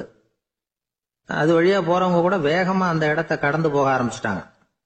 கோவில் நிர்வாகிகள் வெளியில உட்காந்து கூட்டம் போட்டாங்க இல்லையா, அந்த கூட்டத்துல 4 தீர்மானங்களை நிறைவேற்றினாங்க. அது என்ன 4 தீர்மானம்னா, முதல் தீர்மானம், இந்த கோவிலை இடிப்பது அப்படிங்கிற முடிவை இந்த கமிட்டி மிகவும் வருத்தத்துடன் ஏற்றுக்கொள்ளுகிறது அப்படின்னு நிறைவேற்றினாங்க. இதுக்கு பதிலா இன்னொரு கோவிலை உடனடியாக கட்டி முடிச்சுடணுங்கிறது 2வது தீர்மானம். 3வது தீர்மானம் என்ன தெரியுமா, பழைய கோவிலின் கதவுகள், அதிலிருந்து பிரிச்சு எடுக்கிற செங்கல், இதையே புது கோவில் கட்டுவதற்கு பயன்படுத்தி கொள்ள வேண்டியது. பழைய கோவில் இருந்த மாதிரியே அதே வடிவத்துல புது கோவிலையும் கட்ட வேண்டியது. பழைய கோவிலின் அஸ்திவாரத்தை அப்படியே வச்சுக்கிட்டு அதுக்கு மேல நாம கோயிலை கட்டிக்க வேண்டியது. இதுதான் 3வது தீர்மானம். இதையும் கமிட்டி முழு மனசோட ஏத்துக்கிட்டது. இது வரைக்கும் சரி. இப்ப அந்த கமிட்டி 4வதா ஒரு முக்கியமான தீர்மானத்தை கொண்டுகிட்டு அதையும் ஏகமனதா நிறைவேற்றி விட்டது. அது என்ன தீர்மானம்னா, புதிய கோவில் கட்டி முடிக்கிற வரைக்கும் பழைய கோவிலை இடிக்கிறதில்லை அப்படிங்கிற தீர்மானம். எப்படி இருக்குது பாருங்க இது. பழசை இடிக்காத வரையில அதே இடத்துல புதுசா எப்படி கட்ட முடியும்? பல விஷயங்கள்ல நாம நடந்துகிற முறையும் இப்படிதான் இருக்குதான். வாழ்க்கையில முன்னேறணும்னு ஆசைப்படுவோம், அதே நேரத்துல அந்த முன்னேற்றத்துக்கு எது தடையா இருக்கோ அதை விட்டு விடுறதுக்கும் மனசு வராது. வெளிநாட்டுல ஒரு பெரிய விருந்து நடந்துகிட்டு இருந்துதான். எல்லாரும் மது கோப்பையும் கையுமா அலைஞ்சுகிட்டு இருக்கிறாங்க. ஒருத்தர் மட்டும் கையில எதுவும் இல்லாம ரொம்ப நல்ல பிள்ளையா சாதுவா ஒரு ஓரமா தனியா உட்கார்ந்துருக்கிறார். அவர்கிட்ட நெருங்கி வாங்க மது சாப்பிடலாம் அப்படின்னு கூப்பிட்டாங்களாம். என்ன வற்புறுத்தாதீங்க, நான் என் மனசுக்குள்ள உறுதியா தீர்மானம் பண்ணிவிட்டேன் அப்படின்னாராம். என்ன தீர்மானம் பண்ணிருக்கீங்க அப்படின்னு கேட்டிருக்காங்க. ஏற்கனவே முழு போதையில் இருக்கும் பொழுது மறுபடியும் மது கோப்பையை தொடரதில்லை அப்படின்னு தீர்மானம் பண்ணிருக்கேன் அப்படின்னாராம். நாட்டுல நல்லவங்க ஒருத்தர் 2 பேர் இருக்கிறதுனால தாங்க மழையே பெய்யுது அப்படின்னு சொல்றது உண்டு. நல்லார் ஒருவர் உளரேல் அவர் பொருட்டு எல்லாருக்கும் பெய்யும் மழை. சில சமயம் ரொம்ப பேர் திடீர்னு நல்லவங்களா ஆயிடுவாங்க போல இருக்கு. அதனாலதான் விடாம பேய் மழையா கொட்டி தீர்த்துடுது. எல்லாரும் நல்லவங்களாயிட்டா உலகமே தாங்காது போல இருக்க. அப்பப்ப ஒருத்தர் 2 பேர் நல்லவங்களாகணும், அப்பதான் சீரா மழை பெய்யும். மாசத்துக்கு 3 பேர் நல்லவங்களானா மாதம் மும்மாரி பொழியும். இதெல்லாம் வேடிக்கை பேச்சு. இப்போ இதெல்லாம் ஒரு பக்கம் இருக்கட்டும், இப்போ விஷயத்துக்கு வருவோம். ஒரு கும்பல்ல நல்லவன் யாரு அப்படிங்கறத எப்படி கண்டுபிடிக்கிறது? இதுக்கு ஒரு வேடிக்கை கதை உண்டு. என்னுடைய நண்பர் ஒருத்தருக்கு அவங்க பாட்டியம்மா சொன்ன கதையா அது. அது என்ன கதைன்னா, ஒரு ஊர்ல ஒரு சமயம் பலமான மழை பெய்ய ஆரம்பிச்சுட்டுதான். இடி மின்னல் ரொம்ப கடுமையா இருந்திருக்குது. ஆரம்பிச்ச மழை வர வர கடுமையா ஆகிட்டு இருக்குதே தவிர நிக்கிற பாடா தெரியல. ஊரு ஜனங்கள்லாம் பார்த்தாங்க. இதுக்கு மேலேயும் வீட்டுக்குள்ள இருந்தா ஆபத்துங்கிறத புரிஞ்சுக்கிட்டாங்க. ஏன்னா வீடெல்லாம் இடிஞ்சு விழுந்துருமோங்கிற பயம். உடனே எல்லாரும் புறப்பட்டு ஊருக்கு பொதுவா இருந்த ஒரு மண்டபத்துல போய் தங்கிக்கிட்டாங்க. மின்னல் கடுமையா இருந்தது. இடி எந்த நேரத்திலையும் விழலாம்ங்கிற நிலைமை. எப்போ விழலாம்னு பார்த்துக்கிட்டு இருக்குது. அந்த மண்டபத்துல இருந்த ஜனங்கள் மனசுக்குள்ள ஒரு பயம். நம்ம கூட்டத்துல யாராவது ஒரு கெட்டவன் பாவம் பண்ணவன் இருந்தா கூட இடி இந்த மண்டபத்துல விழுந்துரும், அது எல்லாருக்கும் ஆபத்து அப்படின்னு நினைச்சாங்க. சரி, இதுக்கு என்ன பண்ணலாம் அப்படின்னு யோசனை பண்ணாங்க. அந்த கூட்டத்துல ஒரு பெரியவர் இருந்தார். அவரு ஒரு யோசனை சொன்னார். இதோ பாருங்க, அதுக்கு ஒரு வழி இருக்கு. அதோ எதிர்த்தாப்புல கொஞ்சம் தூரத்துல ஒரு உயரமா மரம் ஒண்ணு இருக்கு பாருங்க. பொதுவா இடி சுலபமா விழறது அது மாதிரி உயரமான மரத்துல தான். நம்ம கூட்டத்துல இருக்கிறவங்க எல்லாரும் ஒவ்வொருத்தரா போய் அந்த மரத்தை தொட்டு விட்டு திரும்பி வந்துடணும். நம்மள பாவம் பண்ணவன் யாரோ அவன் அந்த மரத்தை தொடுற சமயத்துல இடி விழுந்துரும், அவன் மட்டும் போயிடுவான். மண்டபத்துல இருக்கிற நாமெல்லாம் பொழைச்சிக்கலாம் அப்படின்னு ஐடியா கொடுத்தாரு அந்த பெரியவர். இது நல்ல யோசனையா பட்டது. எல்லாரும் ஒத்துக்கிட்டாங்க. ஒவ்வொருத்தரா போய் அந்த மரத்தை தொட்டு விட்டு திரும்பி வந்தாங்க. இடி எதுவும் விழல. இன்னமும் பாவம் பண்ண ஆசாமி அதை போய் தொடல போல இருக்கு அப்படின்னு நினைச்சுக்கிட்டாங்க. ஒவ்வொருத்தரா போறாங்க. எல்லாரும் போய் தொட்டு விட்டு வந்தாச்சு. இன்னும் ஒரே ஒரு ஆசாமி தான் பாக்கி. கடைசியா இருந்த அந்த ஆள் பயந்துட்டான். இது வரைக்கும் இடி விழலைன்னா இப்ப என்ன அர்த்தம்? இப்ப நாம தான் பாக்கி, நாம தான் தப்பு பண்ண ஆள் போல இருக்கு அப்படின்னு நினைச்சுட்டான். அதனால துணிச்சலா போய் தொடறதுக்கு பயந்தான். தயங்கிக்கிட்டே இருந்தான். இருந்தாலும் மற்றவங்க எல்லாம் சும்மா இருப்பாங்களா? கட்டாயப்படுத்தி கழுத்தை பிடிச்சி தள்ளாத குறையா அவனை தள்ளி விட்டாங்க. போய் தொட்டுட்டு வாடான்னு. அவன் நடுங்கிட்டே போய் அந்த மரத்தை தொட்டான். அதே வினாடி ஒரு பயங்கரமான மின்னல் இடி விழுந்துட்டுது. எங்க விழுந்தது தெரியுமா? அந்த ஆள் மேல இல்ல, மண்டபத்துல விழுந்தது. மண்டபத்துல இருந்தவங்க பூரா காலி. அந்த ஒரு ஆள் மட்டும் பொழைச்சுக்கிட்டான். இந்த ஒரு ஆளை காப்பாத்துறதுக்காக தான் இடி மண்டபத்துல விழாம இருந்திருக்குது. இதுதான் கதை. அதனால நல்லவங்க எப்படியும் தப்பிச்சுக்குவாங்க அப்படிங்கிறது ஒரு நீதி. ஒருத்தன் அப்படிதான் தெருவில் நடந்து போய்கிட்டு இருந்தான், ரொம்ப நல்லவன். எதிரில் ஒருத்தன் சைக்கிள்ல வந்துகிட்டு இருந்தான். அதுல மோதி இவன் கீழே விழுந்துட்டான். சைக்கிள்காரன் உடனே இறங்கி இவனை தூக்கி விட்டான். இவன் எழுந்திரிச்சு அவனை முறைச்சி பார்த்தான். அப்படி பார்க்காதீங்க சார், நீங்க ரொம்ப புண்ணியம் பண்ணிருக்கீங்க, அதுதான் இப்போ சைக்கிள்ல மோதிக்கிட்டீங்க அப்படின்றான். என்ன அப்படி சொல்றேன் நானா? இவன் 10 நிமிஷத்துக்கு முன்னாடி நான் லாரி ஓட்டிட்டு வந்தேன், அப்போ நீங்க எதிரில் வந்திருந்தீங்கன்னா என்ன ஆயிருக்கும் அப்படின்னானா அவன். ஒரு ஊர்ல ஒருத்தர் இருந்தார், ரொம்ப நல்லவர். யாருக்காவது ஏதாவது கொடுத்துக்கிட்டே இருப்பார், கொடையாளி. தினமும் யாராவது ஒருத்தருக்கு ஏதாவது கொடுக்கலன்னா அவருக்கு தூக்கம் வராது. அப்படி ஒரு பழக்கம். அது மட்டும் இல்ல, அவர் கொடுக்கறது அடுத்தவங்களுக்கு தெரியாது, அவ்வளவு ரகசியமா அதை கொடுப்பார். வலது கை கொடுக்கறது இடது கைக்கு தெரியக்கூடாதுன்னு சொல்லுவாங்கல்ல, அது மாதிரி அவர். ஒரு நாள் ராத்திரி அவர் ஏற்கனவே தயாரா கட்டி வச்சிருந்த பணம் முடிச்ச கையில எடுத்துக்கிட்டு வீட்டை விட்டு வெளியில வந்தார். தெருவில் இறங்கி நடந்தார். இன்னைக்கு யாருக்கு தர்மம் செய்யறது அப்படின்னு யோசனை பண்ணிட்டு இருட்டில் நடந்து வந்துகிட்டு இருக்கிறார். யாரோ ஒருத்தர் எதிரில் வர்றது மாதிரி தெரிஞ்சுது. உடனே அவர் கிட்ட போனார். தன்கிட்ட இருந்த பணம் முடிச்சு அவசரமா அவர் கையில திணிச்சுட்டு திரும்பி வந்துட்டார். அப்பாடா, ஒரு வழியா யாருக்கும் தெரியாம இன்னைக்கு தர்மம் பண்ணியாச்சு அப்படிங்கிற மகிழ்ச்சி, மன நிறைவு அவர் முகத்துல. நிம்மதியா தூங்கினார். அப்புறம் எழுந்திரிச்சார். மறுநாள் காலையில ஊரு பூரா ஒரே பேச்சு. என்ன பேச்சுன்னா, நேற்று ராத்திரி ஒரு திருடன் கையில யாரோ பணத்தை கொடுத்துட்டு போயிருக்கிறாங்க அப்படின்னு எல்லாரும் பேசிட்டு இருக்கிறாங்க. இதை கேள்விப்பட்டதும் அந்த பெரியவருக்கு ரொம்ப வருத்தமா போச்சு. அடடா, போயும் போயும் ஒரு திருடனுக்கா உதவி பண்ணிருக்கிறோம், பிரயோஜனம் இல்லாம போட்டுதே அப்படின்னு நினைச்சார். சரி, இன்னைக்கும் யாருக்காவது உதவி பண்ணணும் அப்படின்னு முடிவு பண்ணினார். ராத்திரி நேரம் வந்தது. இவர் வழக்கம் போல தெருவில் இறங்கி நடந்தார். கையில பணம் முடிச்சு. எதிரில் ஒரு பொன் உருவம் மங்கலா தெரிஞ்சது. இவர் உடனே அந்த பெண் கிட்ட பணத்தை கொடுத்துட்டு திருப்தியா திரும்பி வந்துட்டார். மறுநாள் காலையில ஊர் பூரா என்ன பேசிக்கிட்டாங்க தெரியுமா? நேற்று ராத்திரி நெறி தவறி நடக்கிற ஒரு பெண்ணின் கையில யாரோ பணத்தை வச்சுட்டு போயிருக்கிறாங்க அப்படின்னு எல்லாரும் பேசிக்கிறாங்க. அடடா, இன்னைக்கும் தவறுதலா நடந்து போச்சு அப்படின்னு ஒரு வருத்தப்பட்டார். இருக்கட்டும், இன்னைக்கும் ஏதாவது தர்மம் பண்ணுவோம் அப்படின்னு நினைச்சுக்கிட்டாரு. 3வது நாள் ராத்திரியும் புறப்பட்டார். இப்பவும் எதிரில் ஒருத்தர் வந்தார். இவர் பணத்தை கொடுத்தார், திரும்பி வந்துட்டார். மறுநாள் மக்கள் என்ன பேசிக்கிட்டாங்கன்னா, நேற்று ராத்திரி ஒரு செல்வந்தர் கையில யாரோ பணத்தை கொடுத்துட்டு போயிருக்கிறாங்க அப்படின்னு பேசிக்கிட்டாங்களாம். அவருக்கு ரொம்ப வருத்தமா போட்டுது. என்ன இது, கனவு இப்படி ஆகிட்டு இருக்குதே அப்படின்னு நினைச்சுக்கிட்டே படுத்து தூங்கினார். அன்னைக்கு ராத்திரி ஒரு கனவு. அந்த கனவுல இறைவன் வந்து சொன்னாராம், இத பாருப்பா, நீ கொடுத்த தர்மம் வீணா போயிடல. உன்கிட்ட பணம் வாங்கின அந்த திருடன் திருந்திட்டான், அந்த பொண்ணும் திருந்திட்டா, அந்த செல்வந்தனும் கொடையாளி ஆயிட்டான், எல்லாருக்கும் உதவி பண்ண ஆரம்பிச்சுட்டான் அப்படின்னு சொன்னாராம். இந்த கதையை சொன்னவர் யாருன்னா நபிகள் நாயகம். இதுல உள்ள கருத்து என்னன்னா, நல்ல மனசோட தர்மம் பண்ணுனா அது வீணா போறதில்லை. இன்னொரு கருத்து, தர்மம் வந்து தன்னை மட்டுமல்ல அடுத்தவங்களையும் தீமையிலிருந்து காப்பாற்றும். இதுதான் நாம புரிஞ்சுக்க வேண்டியது. இந்த காலத்திலயும் இது மாதிரி சில சம்பவங்கள் நடக்கிறது உண்டு. ஒரு பெரியவர் இருட்டில் நடந்து வந்துகிட்டு இருந்தாரு. எதிரில் வந்த ஒருத்தன் வலுக்கட்டாயமா இவர் கையை பிடிச்சி ஒரு பண முடிப்பை கொடுத்து வச்சுக்க சொல்லிவிட்டு விலகி போயிட்டான். பெரியவருக்கு ஆச்சரியம், இந்த காலத்திலயும் இப்படி வலது கை கொடுக்கறது இடது கைக்கு தெரியக்கூடாதுன்னு நினைக்கிற கொடையாளிகள் உண்டு போல இருக்கு அப்படின்னு யோசனை பண்ணிக்கிட்டே நடந்தார். கொஞ்ச தூரம் போயிருப்பாரு. அதுக்குள்ள அதே ஆள் திரும்பி வந்தான். கொடுத்த பண முடிப்பை திருப்பி கொடுங்க அப்படின்னு கேட்டு வாங்கிட்டான். இவருக்கு ஒன்றும் புரியல. ஏன் இப்படி பண்றேன்னார். அது ஒண்ணும் இல்லைங்க, கொஞ்ச நேரம் இதை உங்ககிட்ட கொடுத்து வச்சிருந்தேன், அவ்வளவுதான் அப்படின்னா. ஏன்னு கேட்டார்.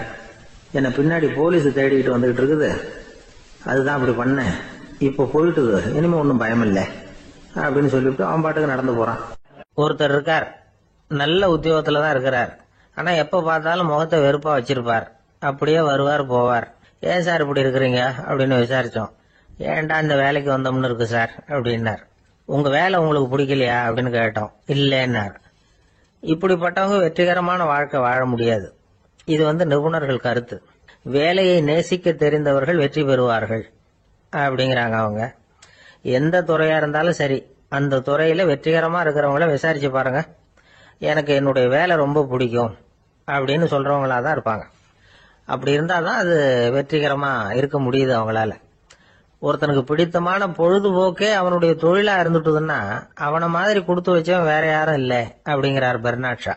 ஒரு தடவை மன்னர் ஹுமாயூன் உயிரை தண்ணீர் முண்டு ஊற்றுகிற தொழிலாளி ஒருத்தர் காப்பாத்தினாராம் அந்த ஹுமாயூன் உயிரை. உடனே மன்னர் கேட்டிருக்கார், உனக்கு என்ன வேணும்னாலும் கேளு தரேன், உயர் பதவி வேணுமா அப்படின்னு கேட்டாராம். மன்னா, மக்களின் தாகம் தீர்க்கக்கூடிய இந்த பணியை விட உயர்ந்தது உண்டா அப்படின்னாராம் அந்த தொழிலாளி. அவரால் அவருடைய வேலையை நேசிக்க முடிஞ்சது, அதனால மகிழ்ச்சியா இருக்க முடிஞ்சது. நாமெல்லாம் அப்படி இல்லை. வேலை கிடைக்கிற வரைக்கும் கிடைச்சா போதும் அப்படின்னு இருக்கோம். கிடைச்சதுக்கு அப்புறம் ஏன்டா அந்த வேலைக்கு வந்தோம்னு ரொம்பவும் அழுத்துக்குவோம். சரி, நாம இருக்கிற இடத்துல நாம வெற்றிகரமா இருக்க வழி உண்டா அப்படின்னா உண்டுன்னு சொல்றாங்க. அதாவது மன இயல் நிபுணர்கள் இருக்கிறாங்க இல்லையா, அவங்க அதுக்கு முக்கியமா 6 வழிகள் சொல்றாங்க. நீங்க ஒரு அலுவலகத்துல வேலை பார்க்கிறவரா அப்படின்னா இதை கேளுங்க. அதாவது உங்க மேல் அதிகாரி எதிர்பார்ப்புக்கு தகுந்த மாதிரி உங்க வேலை இருக்குதா? அப்படி இல்லைன்னா முதல்ல உங்க வேலையின் தரம் உயரணும். உங்களுக்கு மேல கீழே வேலை பார்க்கிற பணியாளர்கள் கிட்ட நல்ல விதமா பழகுறீங்களா? அந்த உறவு முறையில ஏதாவது குறை இருந்தா அதை கண்டுபிடிச்சு சரி பண்ணுங்க. நம்பிக்கைக்கு உரியவர் அப்படின்னு நீங்க பேர் எடுக்கணும். நீங்க எடுக்கிற முடிவு நல்ல முடிவா தான் இருக்கும் அப்படின்னு அடுத்தவங்க சொல்லணும். உங்க தோற்றத்துக்கு முக்கியத்துவம் கொடுங்க. இது மனம் உடல் ரெண்டும் சம்பந்தப்பட்டது. அதனால மனசையும் ஆரோக்கியமா வச்சிருக்கணும், உடம்பையும் ஆரோக்கியமா வச்சிருக்கணும். உங்களுடைய நிர்வாகம் செயல்படுற விதத்தை நல்லா புரிஞ்சு வச்சுக்கணும். உங்களுடைய நிர்வாகம் இப்போ ஒரு காரியம் செய்யுதுன்னு வச்சுங்க, ஏன் அப்படி செய்யுது, எதுக்காக அப்படி செய்யுது, அதனுடைய குறிக்கோள் என்ன, அது நீடிக்கிறதுக்கு காரணம் என்ன, இதையெல்லாம் தெரிஞ்சுக்கணும். சிரிப்புக்கு வஞ்சகம் பண்ணக்கூடாது, நல்லா சிரிக்கணும், அப்பதான் அது திரும்ப கிடைக்கும். கடந்த கால தோல்வியை பத்தி கவலைப்படக்கூடாது. முதலாளி விருப்பம் தெரிஞ்சு நடந்துக்கிறது நல்லதுதான். அதுக்காக காக்கா பிடிக்கணுங்கிற அவசியம் இல்லை. உங்களுக்கு ஒரு பொறுப்பான வேலை கிடைக்குது, உடனே சத்தம் குழப்பம் அப்படின்னு சூழ்நிலையை இறுக்கமா ஆக்கிடக்கூடாது. எந்த சூழலையும் இயல்பா கையாளக்கூடியவர் அப்படிங்கறத காட்டணும். இதெல்லாம் உங்கள் துறையில நீங்கள் வெற்றி பெற நிபுணர்கள் சொல்ற யோசனைகள். இவ்வளவு விவரமும் சொல்லிவிட்டு ஒருத்தரை பார்த்து கேட்டோம், இப்ப சொல்லுங்க, நீங்க செய்யற வேலை உங்களுக்கு பிடிச்சிருக்குதா அப்படின்னோம். ரொம்ப ரொம்ப பிடிச்சிருக்குது அப்படின்னார். சரி, என்ன செஞ்சிட்டு இருக்கிறீங்க அப்படின்னு கேட்டோம். சும்மா தான் இருக்கிறேன் அப்படின்னார் அவர். ஒருத்தர் ரொம்பவும் மகிழ்ச்சியா வந்துகிட்டு இருந்தார். என்ன விஷயம்னு விசாரிச்சேன். நான் தோத்து போயிட்டேன், அதுதான் மனசுக்கு மகிழ்ச்சியா இருக்கு அப்படின்னார். எனக்கு இது ரொம்ப ஆச்சரியமா போச்சு. இந்த உலகத்துல தோத்து போறவங்க யாரும் மகிழ்ச்சியா இருக்கிறது இல்ல. அப்படி இருக்கிறப்ப இவர் இப்படி சொல்றாரு, எங்க தோத்து போனீங்கன்னு கேட்டேன்.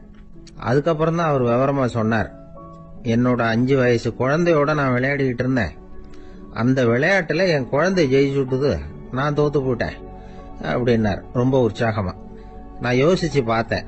அதாவது நாம சின்ன குழந்தையா இருக்கிறப்போ எந்த விளையாட்டுல கலந்துகிட்டாலும் அதுல நாம தான் ஜெயிக்கணும்னு ஒரு வெறி நமக்குள்ள இருக்கும். நம்மளை எதிர்த்து விளையாடுறவர் நல்லவரா கெட்டவரா, பெரியவரா சின்னவரா அப்படிங்கறதெல்லாம் முக்கியம் கிடையாது. அவர் தோத்து போகணும், நாம ஜெயிக்கணும், அதுதான் முக்கியம். எதிரியை சந்தோஷப்படுத்த விளையாடுகிற கலை அப்ப நமக்கு தெரியறதில்ல. வாழ்க்கையில ஒரு பக்குவம் வந்ததுக்கு அப்புறம் வெற்றி பெறணுங்கிற மன அழுத்தம் போயிடுது. போட்டியில ஜெயிக்கணுங்கிறத விட குழந்தைய சந்தோஷப்படுத்தணுங்கிறது முக்கியமா போச்சு. ஜெயிக்கணுங்கிற வெறி ஓடி போட்டுது. ஒரு குழந்தையா இருந்தப்போ நம்ம வளர்ச்சிக்கு உதவிய வெறி பெரியவனானதுக்கு பிறகு நமக்கு எதிரியா மாறுது. அதை சரியான சமயத்துல நாம புரிஞ்சுக்கிட்டோம்னா போதும், நாம பொழைச்சிக்கலாம். ஒவ்வொரு மனுஷனுமே வாழ்க்கையோட அடுத்த கட்ட வளர்ச்சியில அடி எடுத்து வைக்கிற நேரத்துல தன்கிட்ட இருந்து ஏதோ ஒரு குணத்தை அல்லது தன் குணம் இருந்த ஏதோ ஒரு உறவை நாம இழக்கத்தான் வேண்டி இருக்குது. ஒரு கட்டம் வரைக்கும் உதவியா இருந்த குணம் அடுத்த கட்டத்துக்கு தடையா கூட மாறிடலாம். இந்த பரிமாண மாற்றத்துக்கு உள்ளாகிற ஒவ்வொருத்தரும் பிரத்யட்சமா இதை உணர்றாங்க. ஆனா பல பேர் எப்படின்னா, பழச திறந்துட்டு புதிய கொள்கைகளை உருவாக்கிக்கிறதுக்கு இஷ்டம் இல்லாம இருந்துடுறாங்க, அல்லது அப்படி செய்ய முடியாம தவிக்கிறாங்க. இதையெல்லாம் மீறி அந்த பழச திறந்துட்டா அதை இழந்ததால உண்டாகிற மன அழுத்தம் சில காலத்துக்கு வருத்திக்கிட்டு தான் இருக்கும், வேற வழி இல்லை. ஆரோக்கியமான ஒரு முன்னேற்றத்துக்காக அந்த மன அழுத்தத்தை தாங்கிக்கத்தான் வேணும் அப்படிங்கிறாரு அந்த உலக புகழ்பெற்ற மேதை ஒருத்தர், இந்த ஸ்காட் பெக் அப்படிங்கிறவர். பிறந்த நாள் முதல் இதுதான் சரி அப்படின்னு கற்பிக்கப்பட்டு வந்த ஒவ்வொரு தத்துவத்தையும் தங்களுடைய வளர்ச்சிக்கு தகுந்த மாதிரி மாற்றி அர்த்தப்படுத்தி கொள்ள முடியாமல் வாழ்க்கை சூழல்ல அப்படியே அரைப்பட்டு தூளாகிறவர்கள் தான் ரொம்ப தவிக்கிறாங்களாம். இதுதான் அவருடைய கருத்து. பெரும்பாலும் மனிதர்களுடைய நடுத்தர வயசுல, அதாவது 30 தாண்டுகிற சமயத்துல தான் இந்த தவிப்பு உண்டாவுதான். இததான் மேற்கத்திய நாடுகள்ல அடிக்கடி மிட் லைஃப் கிரைசிஸ் அப்படின்னு சொல்றாங்க. அப்பப்போ பழசையெல்லாம் தொலைச்சு விட்டு புதுசு புதுசா பிறக்கிறதுக்கு கத்துக்கணும். ஒவ்வொரு நிமிஷத்தையும் அந்த நிமிஷத்துக்கு ஏற்ற சித்தாந்தம் கொண்டவர்களாக சந்திப்போம் அப்படிங்கிறார் அந்த உளவியல் நிபுணர். இப்படி பழகிக்கிட்டா வாழ்க்கை இன்பமயம், இல்லைன்னா தவிப்பு மயம்தான். பழச தொலைக்க முடியாதவர்கள்ல எத்தனையோ பேர் உண்டு, எத்தனையோ ரகம் உண்டு. அதுல வேடிக்கையான நண்பர்களும் உண்டு. ஒருத்தர் நண்பர் வீட்டுக்கு போனார். அவரு ஏதோ இனிப்பு பலகாரம் கொடுத்து சாப்பிட சொல்லியிருக்கிறாங்க அவங்க வீட்டுல. இவர் சாப்பிட்டு பார்த்துட்டு சொன்னாராம், சார் 6 மாசத்துக்கு முன்னாடி ஒரு தடவை இங்க வந்தேன், அப்போ ஒரு இனிப்பு பலகாரம் கொடுத்தீங்க, அது இதை விட நல்லா இருந்தது சார் அப்படின்னாராம். அப்ப செஞ்ச அதே இனிப்பு பலகாரம் தான் சார் இதுவும் அப்படின்னாராம். ஐயா, உங்க பேரை தொடர்ந்து தினம் கேட்டுக்கிட்டு இருக்கிறேன் அப்படின்னாரு ஒருத்தர். தொடர்ந்து கேட்கறீங்களே, உங்களுக்கு காது வலிக்கலையா அப்படின்னு கேட்டோம். பேசுற உங்களுக்கே வாய் வலிக்கல அப்படிங்கிறப்போ கேட்கிற எங்களுக்கு எப்படி காது வலிக்கும் அப்படின்னார். நம்ம உடம்புல ஒரு அதிசயம் என்ன தெரியுமா? ரொம்ப நேரம் நாம நடக்கிறோம்னு வச்சுக்கோங்க, கால் வலிக்கும்.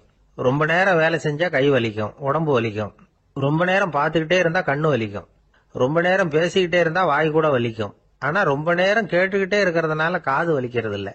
அதனால கேட்கறதுக்கு முக்கியத்துவம் கொடுத்தாங்க நம்ம பெரியவங்க. திருவள்ளுவர் தேவையில்லாம வார்த்தைகளை உபயோகப்படுத்த மாட்டார். ஒரு திருக்குறள்னு எடுத்துக்கிட்டாவே அதுல மொத்தம் 7 வார்த்தைகள், அவ்வளவுதான். அப்படி 7 வார்த்தைகள் மட்டுமே உள்ள ஒரு திருக்குறள்ல வள்ளுவர் ஒரே வார்த்தையை 5 தடவை உபயோகப்படுத்தியிருக்கிறார், திரும்ப திரும்ப பயன்படுத்தி இருக்கிறார். அப்படின்னா அதை எந்த அளவுக்கு வலியுறுத்தி சொல்றார் அப்படிங்கறத நாம புரிஞ்சுக்கணும். அது என்ன குறள்? செல்வத்துள் செல்வம் செவிச்செல்வம், அச்செல்வம் செல்வத்துள் எல்லாம் தலை. செவிச்செல்வம்ங்கிறது அவ்வளவு முக்கியமானது. கற்றலின் கேட்டல் நன்று. அதிகம் கேட்கணுங்கிறதுக்காகத்தான் எவ்வளவு கேட்டாலும் காது வலிக்கிறது இல்லை. குறைச்சலா பேசணும், அதிகமா கேட்கணும். இன்னொரு விஷயம் கவனிங்க. நம்ம உடம்புல கண்ணுக்கு மூடி இருக்குது, எதையாவது நாம பார்க்க விரும்பலன்னா உடனே கண்ணை மூடிக்கலாம். நம்ம வாய்க்கு மூடி இருக்குது, பேச விருப்பம் இல்லையா, வாயை மூடிக்கலாம். மூக்குக்கு கூட மூடிக்கிற வசதி இருக்குது, எதையாவது முகர விருப்பம் இல்லையா, மூச்சை அடக்கிக்கலாம். ஆனா பாருங்க, காதுக்கு மூடி கிடையாது. அதை கையால தான் மூட முடியும். யார் என்ன சொன்னாலும் அது நல்லதோ கெட்டதோ காதுல விழுந்துகிட்டு தான் இருக்கும். அறிவு தான் நல்ல விஷயங்களை எடுத்துக்கிட்டு கெட்ட விஷயங்களை விட்டுடணும். நல்ல கருத்துக்கள் நம்ம காதுல நிறைய விழுந்துகிட்டே இருக்கணும். அதை கேட்டு நாம நல்லபடியா வாழணுங்கிறது தான் படைப்பின் விருப்பம்.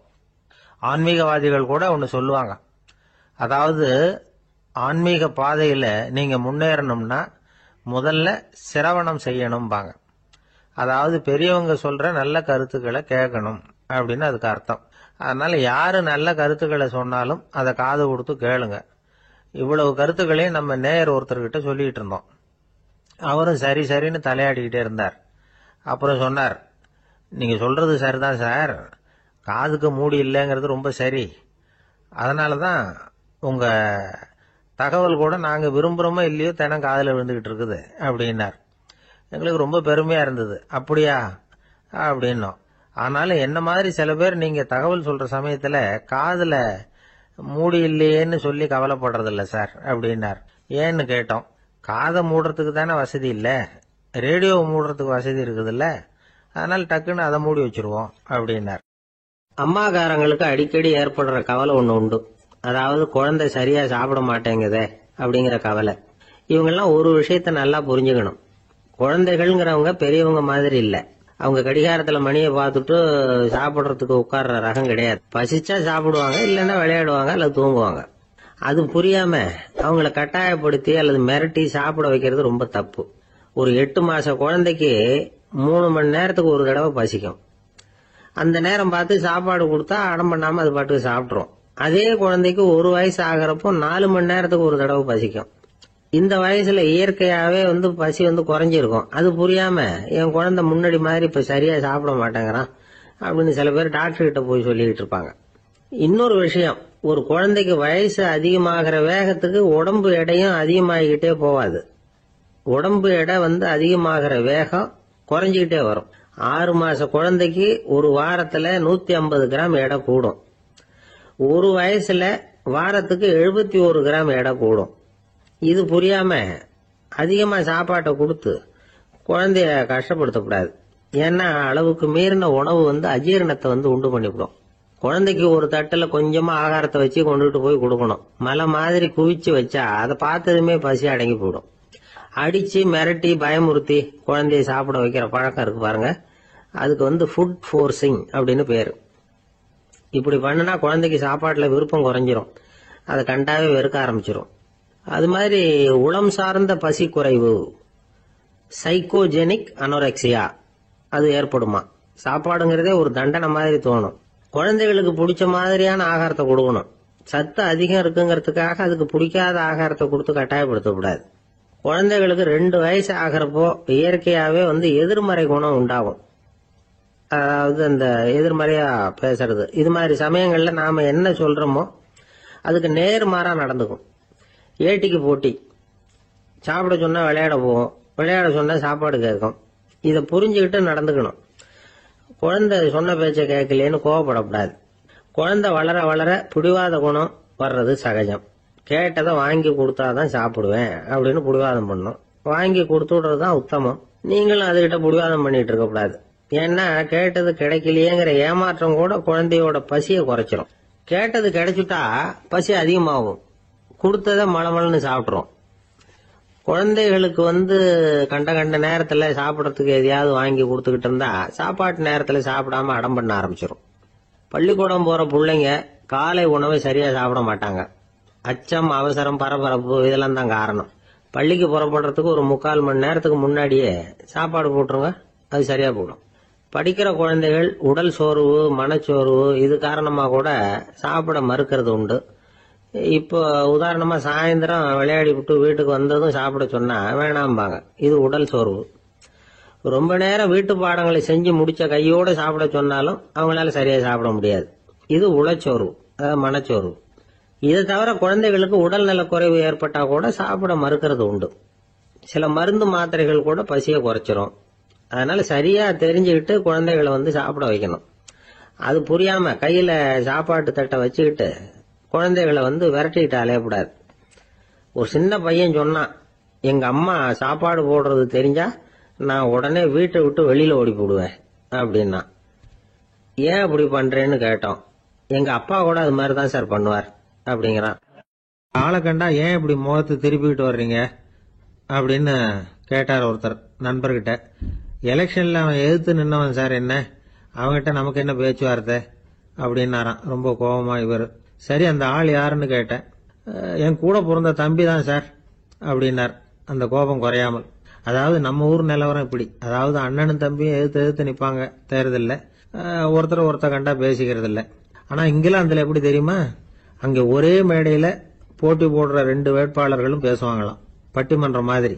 ஒருத்தர் முதல்ல எழுந்திருப்பார், நான் இந்த தேர்தலில் வெற்றி பெற்றால் என்னென்ன செய்வேன் அப்படின்னு சொல்லிவிட்டு உட்காருவார்.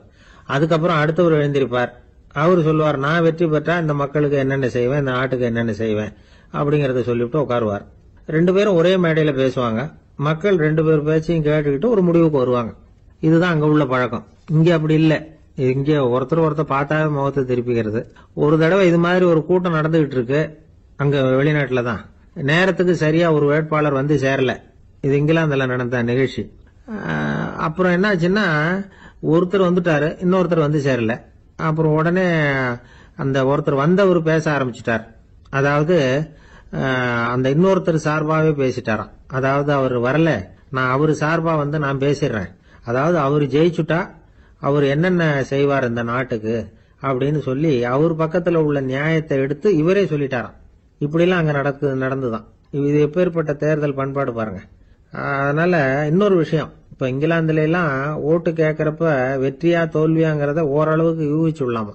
இப்போ ஒரு வேட்பாளர் ஒரு வீட்டுக்கு முன்னாடி போய் நின்று எனக்கு ஓட்டு போடுங்கன்னு கேட்கறாருன்னு வச்சுங்களேன், அதுக்கு என்ன பார்த்து செய்யறோம், போயிட்டு வாங்க அப்படின்னு சில வீடுகள்ல வாசல்ல நின்னே சொல்லி அனுப்பிச்சிருவாங்களாம். வேற சில வீடுகள்ல எப்படின்னா வேட்பாளரை வீட்டுக்குள்ள கூப்பிட்டு காபி சாப்பிட சொல்லி உபசரிச்சு அதுக்கப்புறம் அனுப்பி வைக்கிறது வழக்கமா. இதுல எந்த வீட்டு ஓட்டு நிச்சயம் தெரியுமா? வாசல்ல நின்னே வழி அனுப்பி வச்சுடுறாங்க பாருங்க, அவங்க ஓட்டு நிச்சயம். உள்ள கூப்பிட்டு காப்பி கொடுத்து அனுப்புறாங்க பாருங்க, அவங்க ஓட்டு நிச்சயம் இல்லையா. சரி, அப்புறம் ஏன் அந்த உபசரிப்பு அப்படின்னு கேட்டா அதுக்கு ஒரு காரணத்தை சொல்றாங்க. அதாவது அது ஒரு அனுதாபத்தை தெரிவிக்கிற முறையா. ஐயோ பாவம், நாம இவருக்கு ஓட்டு தான் போட போறதில்ல, இதையாவது செய்வோம், காப்பியாவது சாப்பிட்டு போகட்டும் அப்படிங்கிற எண்ணமா. இப்படி அந்த ஒரு பழக்கம். ஆக அந்த ஊர்ல நிறைய காப்பி சாப்பிடணும்னு ஒருத்தர் ஆசைப்பட்டா தேர்தலில் தோத்து போறதுக்கு தயாரா இருக்கணும். ஒரு சமயம் ஒரு ஊர்ல தேர்தல் நடந்துதான். ஒரு தொகுதியில நின்று தோத்து போன ஒருத்தர் கையில ஒரு துப்பாக்கியோட ஊருக்குள்ள சுத்திக்கிட்டு இருந்தாராம். ஒரு போலீஸ்காரர் அவரை பார்த்துட்டு சந்தேகப்பட்டிருக்கார். அதனால அவரை தடுத்து நிறுத்தி, என்ன இது துப்பாக்கியோட சுத்துறீங்களேன்னு விசாரிச்சிருக்கார். இதுக்கு அவர் சொன்னாராம், சார், இந்த தொகுதியில மொத்தம் 1,00,000 வாக்காளர்கள், அதுல எனக்கு 10,000 பேர் மட்டும்தான் எனக்கு ஓட்டு போட்டிருக்கிறாங்க. அப்படின்னா எனக்கு வேண்டாதவங்க இந்த தொகுதியில 90,000 பேர் இருக்கிறாங்கன்னு அர்த்தம். இப்படி ஒரு சூழ்நிலையில நான் என்னுடைய பாதுகாப்புக்கு ஆயுதம் இல்லாம நடமாடலாமா அப்படின்னு கேட்டாராம். எவ்வளவு எச்சரிக்கை பாருங்க. நம்ம ஊர்ல சில பேர் ஓட்டு கேட்கிற விதமே தனி. ஒருத்தர் ரொம்ப சாமர்த்தியமா ஓட்டு கேட்பாராம். அவர் எப்படின்னா, ஒரு வீட்டுக்கு போறாருன்னு வச்சுங்களேன், அந்த நேரம் அந்த வீட்டுக்காரரு என்ன செஞ்சுட்டு இருக்கிறாரோ அதே வேலையை இவரும் கொஞ்ச நேரம் செய்வாராம், அவருக்கு ஒத்தாசையா.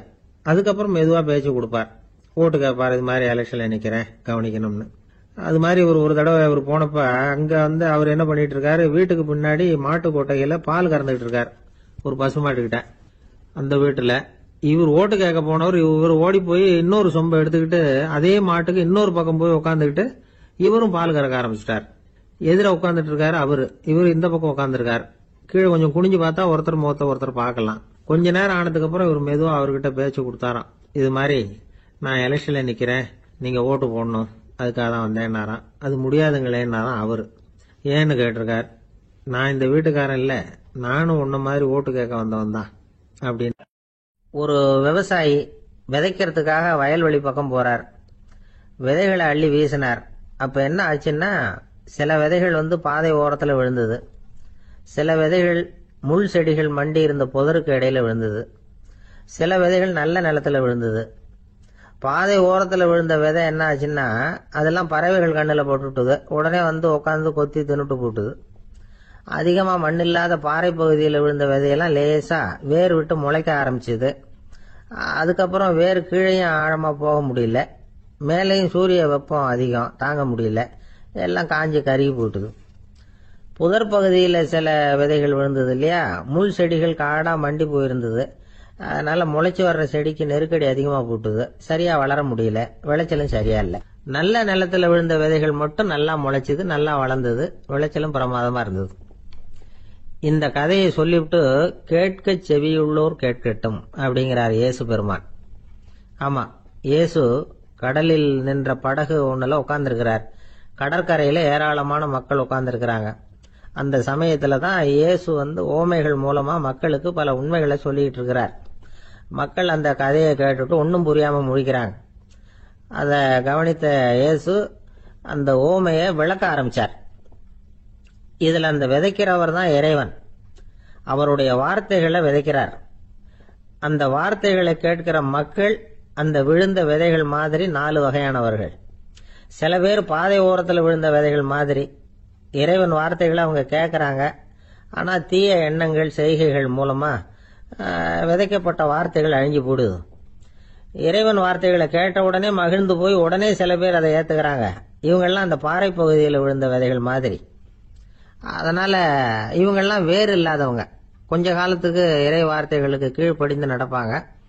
அதனால ஏதாவது இடைஞ்சல் ஏற்பட்டா உடனே தடுமாறுவாங்க, தங்கள்கிட்ட இருக்கிற நல்ல பண்புகளை விட்டுட்டு பாவ வழிகளுக்கு போயிடுவாங்க. முள் செடிகளுக்கு இடையில விழுந்த விதைகள் மாதிரி உள்ளவங்க யாருன்னா, இவங்களுக்கு உலக கவலை உண்டு, செல்வத்தின் மீது மயக்கம் உடையவர்கள், உலக ஆசைகள் இவங்களுக்குள்ள பூந்துடுறதுனால அங்க இருக்கிற நல்ல பண்புகள் மறைஞ்சு போயிடுது. அதனால அவங்களும் உபயோகம் இல்லாதவங்களா ஆயிடுறாங்க. நல்ல மனிதர்கள் நல்ல நிலத்துல விழுந்த விதைகளுக்கு ஒப்பானவர்கள். இவங்க இறை வார்த்தையை கேட்கறாங்க, அதை ஏத்துக்கிறாங்க, அவங்களும் நல்லபடியா வாழறாங்க, அடுத்தவங்களுக்கும் உபயோகமா இருப்பாங்க. இதுதான் இயேசு சொன்ன விளக்கம். நல்ல வார்த்தைகளை கேளுங்கள், நல்ல வார்த்தைகளை ஏற்றுக்கொள்ளுங்கள், அடுத்தவங்களுக்கு உபயோகமா இருங்க. இதுதான் பெரியவங்கள்லாம் நமக்கு சொல்லுகிற உபதேசம். ஒரு அப்பா தன்னுடைய மகனுக்கு உபதேசம் பண்ணார். இத பாருப்பா, நல்ல வார்த்தைகளை கேட்கணும், எப்போதுமே மகன் அப்பா பேச்ச கேட்கறது நல்லது அப்படின்னாராம். நீ ஏதாவது ஒரு தப்பு பண்ணா என் தலையில ஒரு முடி நரைச்சி வெள்ளையா போடும்பா, நீ செய்யற ஒவ்வொரு தப்புக்கும் என் தலையில ஒவ்வொரு முடி வெள்ளையாயிடும் அப்படின்னாராம். பையன் யோசிச்சான், அப்பா இப்பதான் எனக்கு புரியுது, தாத்தாவோட தலைமுடி பூராவும் வெள்ளையா இருக்கிறதுக்கு என்ன காரணம்ங்கிறது எனக்கு இப்பதான் புரியுது அப்படின்னானா. சில பேர் ஆளை பார்த்தா 60 வயசு மாதிரி தோணும், உண்மையான வயசு என்னன்னு பார்த்தா 40 அல்லது 45 சில பேரை பார்க்கறதுக்கு 45 மாதிரி தெரியும், உண்மையிலேயே 65 தாண்டி இருப்பாங்க. ஒரு மனிதனுக்கு 2 வகையான வயது உண்டுங்கிறார் ஓஷோ. அதாவது உடம்புக்குன்னு ஒரு வயசு, மனசுக்குன்னு ஒரு வயசு. முதல் உலக மகாயுத்தம் நடந்தது இல்லையா, அது முடிஞ்சதுக்கு அப்புறம் முதல் தடவையா மனிதனின் மூளை வளர்ச்சியை பத்தி மனநல வைத்தியர்கள் ஒரு கணக்கெடுப்பு சோதனை நடத்தினாங்களாம். அது வரைக்கும் மனிதனுக்கு 2 வகையான வயது உண்டுன்னு யாரும் சிந்திச்சதே இல்லையா. அந்த உலக மகாயுத்தம் முடிஞ்சதுக்கு அப்புறம் மனிதனுடைய சராசரி மனதின் வயதை கணக்கிட்டு பார்க்கும் பொழுது அவங்களுக்குலாம் ரொம்ப அதிர்ச்சியா இருந்துதான். ஏன்னா அது ரொம்ப பின்தங்கிய நிலையில இருந்திருக்கு, வளர்ச்சி அடையாத நிலையில இருந்திருக்கு. அவங்க கண்டுபிடிச்ச பிரகாரம் அப்ப மனசோட சராசரி வயசு என்ன தெரியுமா, 14. அப்படின்னா பாத்துங்க, உடல் ரீதியா ஒருத்தரோட வயசு 70 கூட இருக்கலாம், ஆனா மனசோட வயசு 14 தான். இதுக்கு நேர்மாறா அமைஞ்சு போச்சுன்னு வச்சேங்க. அதாவது ஒருத்தருக்கு உண்மையிலேயே 14 வயசு, அதாவது உடலோட வயசு 14, அவரோட மனசின் வயசு 70ன்னு வச்சுக்கோங்க. இப்படி அமைஞ்சுட்டுதுன்னா அவர் சீக்கிரம் ஞானத்தன்மை அடைஞ்சிருவார் அப்படின்னு அர்த்தம். இப்ப நமக்கெல்லாம் உடம்போட வயசு மனசோட வயசு 2 ஒன்னா இருந்துட்டா அதுவே போதும், அதுவே பெரிய விஷயம். இப்ப எமர்சன் கிட்ட போய் ஒருத்தர் கேட்டாராம், உங்க வயசு என்ன அப்படின்னு. அவர் உடனே பதில் சொல்லியிருக்கார், 360 வருஷம் அப்படின்னாராம். கேட்டவர் குழம்பி போயிட்டார். அவர் என்ன சொல்றாரு, 360 வயசா? என்ன நம்ம காதல தான் சரியா விழலையா? எமர்சன் எப்பவும் உண்மையை பேசுற ஒரு சிறந்த அறிவாளி, அவர் இப்படிலாம் பொய் சொல்ல மாட்டாரே அப்படின்னு ஒரு யோசனை பண்ணிக்கிட்டே அவர் மறுபடியும் அவர் கிட்ட போனாராம். ஐயா, நீங்க சொன்னது சரியா என் காதல விழல, அதனால மறுபடியும் கேட்கிறேன், உங்க வயசு என்ன அப்படின்னாராம். எமர்சன் மறுபடியும் சொல்லியிருக்கிறார், 360 வருஷம்னு. வந்தவருக்கு உண்மையிலேயே அதிர்ச்சியா போட்டுது. அதுக்கப்புறம் மெதுவா ஆரம்பிச்சாராம், ஐயா, நீங்க சொல்றதை என்னால ஏத்துக்க முடியாது. எப்படி பார்த்தாலும் இப்போ உங்களுக்கு வயசு ஒரு 60க்கு மேல இருக்காதுன்னு நினைக்கிறேன் அப்படின்னாராம். நீங்க சொல்றது சரிதான், அது என் உடம்போட வயசுன்னாராம் எமர்சன். அப்படின்னா ஏற்கனவே நீங்க சொன்னது அப்படின்னு கேட்டிருக்காரு, அது என் மனசோட வயசு அப்படின்னாராம். நம்மளை பொறுத்த வரைக்கும் அறிவு தூசு படிஞ்சிருக்கு, அது மாதிரியே அன்பும் மாசுபட்டிருக்கு. இது ரெண்டையும் சுத்தம் பண்ண வேண்டியிருக்குது. அப்பதான் நாம சரியான வயசுல வாழ முடியும். ஒரு ஆசாமி இருக்கிறார், அவருக்கு உடம்போட வயசு அதிகம், மனசோட வயசு ரொம்ப குறைச்சல், குழந்தை மாதிரி. அவர் ஒரு ஆஸ்பத்திரியில படுத்திருக்கிறார். நர்சம்மா எல்லாருக்கும் மருந்து கொடுத்துட்டு போறாங்க. கொஞ்ச நேரம் கழிச்சு திரும்பி வந்தாங்க. அப்ப இவர் அந்த அம்மாவை கூப்பிட்டு சொல்றார், இத பாருங்க சிஸ்டர், நீங்க எல்லாருக்கும் சின்ன சின்ன மாத்திரையா கொடுத்துட்டு எனக்கு மட்டும் நீளமான மாத்திரையா கொடுத்துட்டீங்க. முழுங்கறதுக்கு ரொம்ப கஷ்டமா போச்சு. இனிமே எனக்கும் சின்ன மாத்திரையா கொடுங்க சிஸ்டர் அப்படின்னாராம். அந்த அம்மா உடனே அதிர்ச்சி ஆகி தலையில அடிச்சுக்கிட்டாங்களாம். நான் கஷ்டப்பட்டு மாத்திரையை முழுங்கினத்துக்கு நீங்க ஏமா தலையில தட்டிக்கிறீங்க அப்படின்னு கேட்டிருக்காரு இவர். இதுக்கு அவங்க சொல்லியிருக்கிறாங்க, நான் உங்களுக்கு கொடுத்துட்டு போனது மாத்திரை இல்லைங்க, அது தெர்மாமீட்டர் அப்படின்னாங்க. ஒரு ஊர்ல ஒரு பெரியவர் இருந்தார். ஒரு நாள் அவரை தேடி ஒருத்தர் வந்தார். ஐயா, நான் கடவுளை பரிபூர்ணமா நம்புறேன் அப்படின்னார். சரி, அந்த நம்பிக்கை உனக்கு எப்படி வந்ததுன்னு கேட்டார் இவர். அவர் சொல்ல ஆரம்பிச்சார், ஐயா, எனக்கு கல்யாணம் ஆகி 10 வருஷம் ஆச்சு, ஆனாலும் குழந்தை பாக்கியம் இல்லை. அதுக்கு என்ன காரணமா இருக்கும்னு நான் யோசனை பண்ணிட்டு இருந்தப்போ நண்பர் ஒருத்தர் ஒரு ஆலோசனை சொன்னார். உனக்கு மதப்பற்று இல்ல, எந்த கடவுளையுமே நம்ப மாட்டேங்கிற, அதுதான் காரணம். கடவுளை நம்பு, உனக்கு குழந்தை பாக்கியம் கிடைக்கும் அப்படின்னார். அவர் அப்படி சொன்னாரே தவிர எனக்கு சந்தேகம்தான். இருந்தாலும் அவர் சொன்னபடியும் நடந்துதான் பாப்போமே அப்படின்னு முடிவு பண்ணேன். கடவுளை நம்ப ஆரம்பிச்சேன். அந்த வருஷமே அழகான ஆண் குழந்தை பிறந்தது. எல்லாம் இறைவன் அருள் அப்படின்னார். இவர் இப்படி சொன்னதை கேட்டதும் அந்த பெரியவர் சொன்னார், நீ சொல்றதெல்லாம் சரிதான், இருந்தாலும் இந்த காலத்துல எந்த ஒரு காரியமா இருந்தாலும் அதை சோதனை செஞ்சு பார்த்துட்டு தான் ஒரு முடிவுக்கு சேர முடியும். அறிவுபூர்வமான முடிவு அதுவா தான் இருக்கும். அறிவியல் சோதனைகள் அப்படித்தான். ஒரு குறிப்பிட்ட விஷயத்தை பத்தி எத்தனை தடவை சோதனை பண்ணாலும் ஒரே முடிவு தான் கிடைக்கணும், அதுதான் சரியா இருக்கும். அதனால இப்ப மறுபடியும் ஒரு சோதனை என்னார். என்ன செய்யணும் அப்படின்னு கேட்டார் இவர். கடவுள்கிட்ட ஒரு பெண் குழந்தை வேணும்னு கேளு. முதல்ல ஆண் குழந்தைய கொடுத்தது மாதிரியே இப்போ ஒரு பெண் குழந்தையையும் கொடுக்கறாரா பார்க்கலாம் அப்படின்னார். சரின்னு சொல்லி இவர் அதே மாதிரி முயற்சி பண்ணினார். அதுக்கப்புறம் அவரு இந்த பெரியவர்கிட்ட வரவே இல்லை. கொஞ்ச காலம் கழிச்சு இவரே அவரை தேடிட்டு போய் கதவை தட்டினார். அவர் கதவை திறந்தார். என்ன ஆச்சு, கடவுள் கண் திறந்தாரா அப்படின்னு கேட்டார். அவரு, அந்த சமாச்சாரம்லாம் நமக்கு வேணாம் சார், முதல் தடவை அது ஏதோ தற்செயலா ஏற்பட்ட ஒரு சாதகம். இப்ப நீங்க 2வது தடவை சொன்ன பிறகு தினமும் கடவுளை வேண்டிக்கிட்டு தான் இருக்கிறேன், ஒன்னும் நடக்கல அப்படின்னார் ரொம்ப விரக்தியா. ஒரே ஒரு தோல்வியில உங்க நம்பிக்கையெல்லாம் பறந்து போயிடுது பாத்தீங்களா அப்படின்னார் அந்த பெரியவர். எல்லாம் நல்ல விதமா நடக்கிற வரைக்கும் நம்பிக்கை, எதிர்பார்த்தது தோல்வியில முடிஞ்சுட்டுதுன்னா அவநம்பிக்கை. மற்றவர்கள் பேர்ல வைக்கிற நம்பிக்கை எந்த நேரத்திலையும் விவகாரமாகி விடக்கூடிய சாத்தியம் உண்டு. நாம நம்பிக்கை வைக்க வேண்டியது நம்ம கிட்ட தான், நமக்குள்ள இருக்கிறார் கடவுள். எனவே நம்ம பேர்ல நாம வைக்கிற நம்பிக்கை தான் உண்மையான கடவுள் பக்தி. நிபந்தனையற்ற நம்பிக்கையா அது இருக்கணும். எல்லாம் நல்லபடியா நடந்துகிட்டு இருந்தா எந்த முட்டாளுக்கும் நம்பிக்கை வரத்தான் செய்யும் அப்படிங்கிறது ஒரு பெரியவர் கருத்து. தியானத்தின் மூலமா தான் உனக்குள்ள ஆழமா தோண்டுனா உன்னுடைய அடி ஆழத்துல நம்பிக்கை அப்படி ஊற்றெடுக்கும், அதை பார்க்க முடியும் அப்படிங்கிறது பெரியவர்கள் சிந்தனை. ஒரு குழந்தை அப்பாவை பார்த்து என்னப்பா பண்றேன்னு கேட்டுதான். பிரார்த்தனை பண்ணிட்டு இருக்கிறேன்னாராம் அப்பா. பிரார்த்தனை பண்ணுனா என்ன கிடைக்கும் அப்படின்னு கேட்டுதான் குழந்தை. எல்லாம் கிடைக்கும் அப்படின்னாராம் அப்பா. நீ வச்சிருக்கிறிய பேனா அது கூட கிடைக்குமான்னு கேட்டுதான் குழந்தை. கிடைக்குமேன்னு இருக்கார். அப்படின்னா அந்த பேனாவை என்கிட்ட கொடுத்துரு, நீ பிரார்த்தனை பண்ணி வேற பேனா வாங்கிக்கோ அப்படின்னு தான் அந்த குழந்தை. ஜெருசலேம் அங்க உள்ள ஒரு தேவாலயம், அதுல உள்ள பலிபீடத்தின் முன்னாடி ஒரு பெட்டி உண்டு. அது காணிக்கை பெட்டி. ஆலயத்துக்கு வர்றவங்க பிரார்த்தனை பண்ணிவிட்டு திரும்பி போற சமயத்துல அந்த பெட்டியில காணிக்கை போடுவாங்க. அவங்களால எவ்வளவு முடியுமோ அவ்வளவு போடுறது வழக்கம். அவங்கவுங்க வசதிக்கு தகுந்த மாதிரி போடுவாங்க. வசதி உள்ளவங்களா இருந்தாலும் சரி, வசதியே இல்லாத வறியவர்களா இருந்தாலும் சரி, ஆலய காணிக்கை பெட்டியில காசு போடுறது அவங்களுக்கு ரொம்ப பெருமையான ஒரு செயல். ஒரு சமயம் இயேசு தம்முடைய சீடர்களோடு அந்த ஆலயத்துக்கு வரார். அங்க உட்காந்து ரொம்ப நேரம் வழிபாடு பண்ணிட்டு இருக்கிறார். சீடர்களும் அந்த ஜபத்துல கலந்துக்கிட்டாங்க. வழிபாடு முடிஞ்சுது. இயேசு உட்கார்ந்துருக்கிறார். காணிக்கை பெட்டியில காசு போடுறவங்கள கவனிக்கிறார். சீடர்களும் அதையே கவனிச்சுக்கிட்டு இருக்கிறாங்க. ரொம்ப பேர் வரிசையா வந்தாங்க. அவங்களால முடிஞ்ச அளவுக்கு காசு போட்டுட்டு அவங்க பாட்டுக்கு போய்கிட்டு இருக்கிறாங்க. வசதியானவங்க நிறைய பேர் வந்தாங்க. அதுக்கு மத்தியில வயசான ஒரு அம்மா, அவங்களும் வந்து காசு போட்டுட்டு போறாங்க. இப்போ இயேசு தன்னுடைய சீடர்கள் பக்கம் திரும்பினார். ஒரு கேள்வி கேட்டார். இப்போ இந்த காணிக்கை பெட்டியில நிறைய பேர் வந்து காசு போட்டுட்டு போறத நீங்க கவனிச்சிங்க. இன்னைக்கு இந்த காணிக்கை பெட்டியில ரொம்பவும் அதிகமா காசு போட்டது யார் அப்படின்னு கேட்டார். முதல்ல வந்தார ஒரு பெரிய மனுஷன், அவர் தான் அதிகமா போட்டார் அப்படின்னாரு ஒருத்தர். மூணாவதா வந்தவர் தான் அதிகமா போட்டார், நான் கவனிச்சேன் அப்படின்னாரு இன்னொருத்தர். இப்படி ஆளுக்கு ஒரு விதமா சொல்றாங்க. கடைசியா இயேசு சொன்னாராம், இன்றைக்கு அந்த பெட்டியில அதிகமா காசு போட்டவங்க அந்த வயசான அம்மா தான் அப்படின்னாராம். சீடர்களுக்கு ஒன்றும் புரியல. அந்த அம்மா ரொம்ப ஏழையாச்சே, அவங்க எப்படி அதிகமா காணிக்கை செலுத்த முடியும் அப்படிங்கறது அவங்க சந்தேகம். இயேசு விளக்குனார்.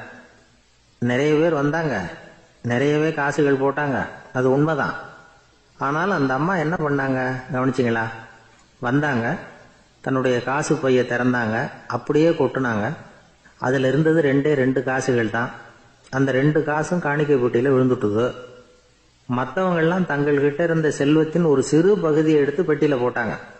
ஆனா இந்த அம்மா தன்கிட்ட என்ன இருந்ததோ அதை அப்படியே போட்டுட்டாங்க. தன்னுடைய பிழைப்புக்காக வச்சிருந்த அவ்வளவையும் இழக்கிறதுக்கு தயாராயிட்டாங்க. அவ்வளவு தாராள மனசு அவங்களுக்கு. அதனால அவங்க செலுத்தின காணிக்கை தான் அளவுல அதிகம் அப்படின்னார். விலை மதிப்பில்லாத முத்து புதையல் ஒருத்தனுக்கு கிடைக்க போகுதுன்னு வச்சுக்கோங்க. அதன் மதிப்பை உணர்ந்தவன் என்ன பண்ணுவான்? அதை அடையறதுக்காக தன்கிட்ட இருக்கிற எதையும் கொடுக்கறதுக்கு தயாரா இருப்பான் இல்லையா? அது மாதிரிதான் இதுவும் அப்படின்னார். உலக மதிப்பீடுகளை துரும்பா தூசியா மதிச்சு அதையெல்லாம் உதறி விடுகிறவன் இறையருள் அப்படிங்கிற இணையில்லாத செல்வத்தை பெறுகிறான் அப்படிங்கிறது இதுல உள்ள கருத்து. இறைவனுக்காக இழப்பதுன்னா துன்பப்படுகிறவர்களுக்காக, ஏழைகளுக்காக, ஏதுமற்றவர்களுக்காக இழப்பது அப்படின்னு அர்த்தம். உங்கள் அயலானுக்கு நீங்கள் என்ன உதவி செய்தாலும் அதை எனக்கே செய்கிறீர்கள் அப்படின்னு இயேசு சொல்லியிருக்கிறார். அடுத்தவங்களுக்கு உதவணுங்கிற குணம் இன்னைக்கு ரொம்ப குறைஞ்சு போச்சு. ஒருத்தன் வாழைப்பழத்தோல் வழுக்கி கீழே விழுந்துட்டான். பக்கத்துல இருந்த நண்பன் உடனே இவனை தூக்கிக்கிட்டு போய் ஆஸ்பத்திரியில சேர்த்துட்டான்.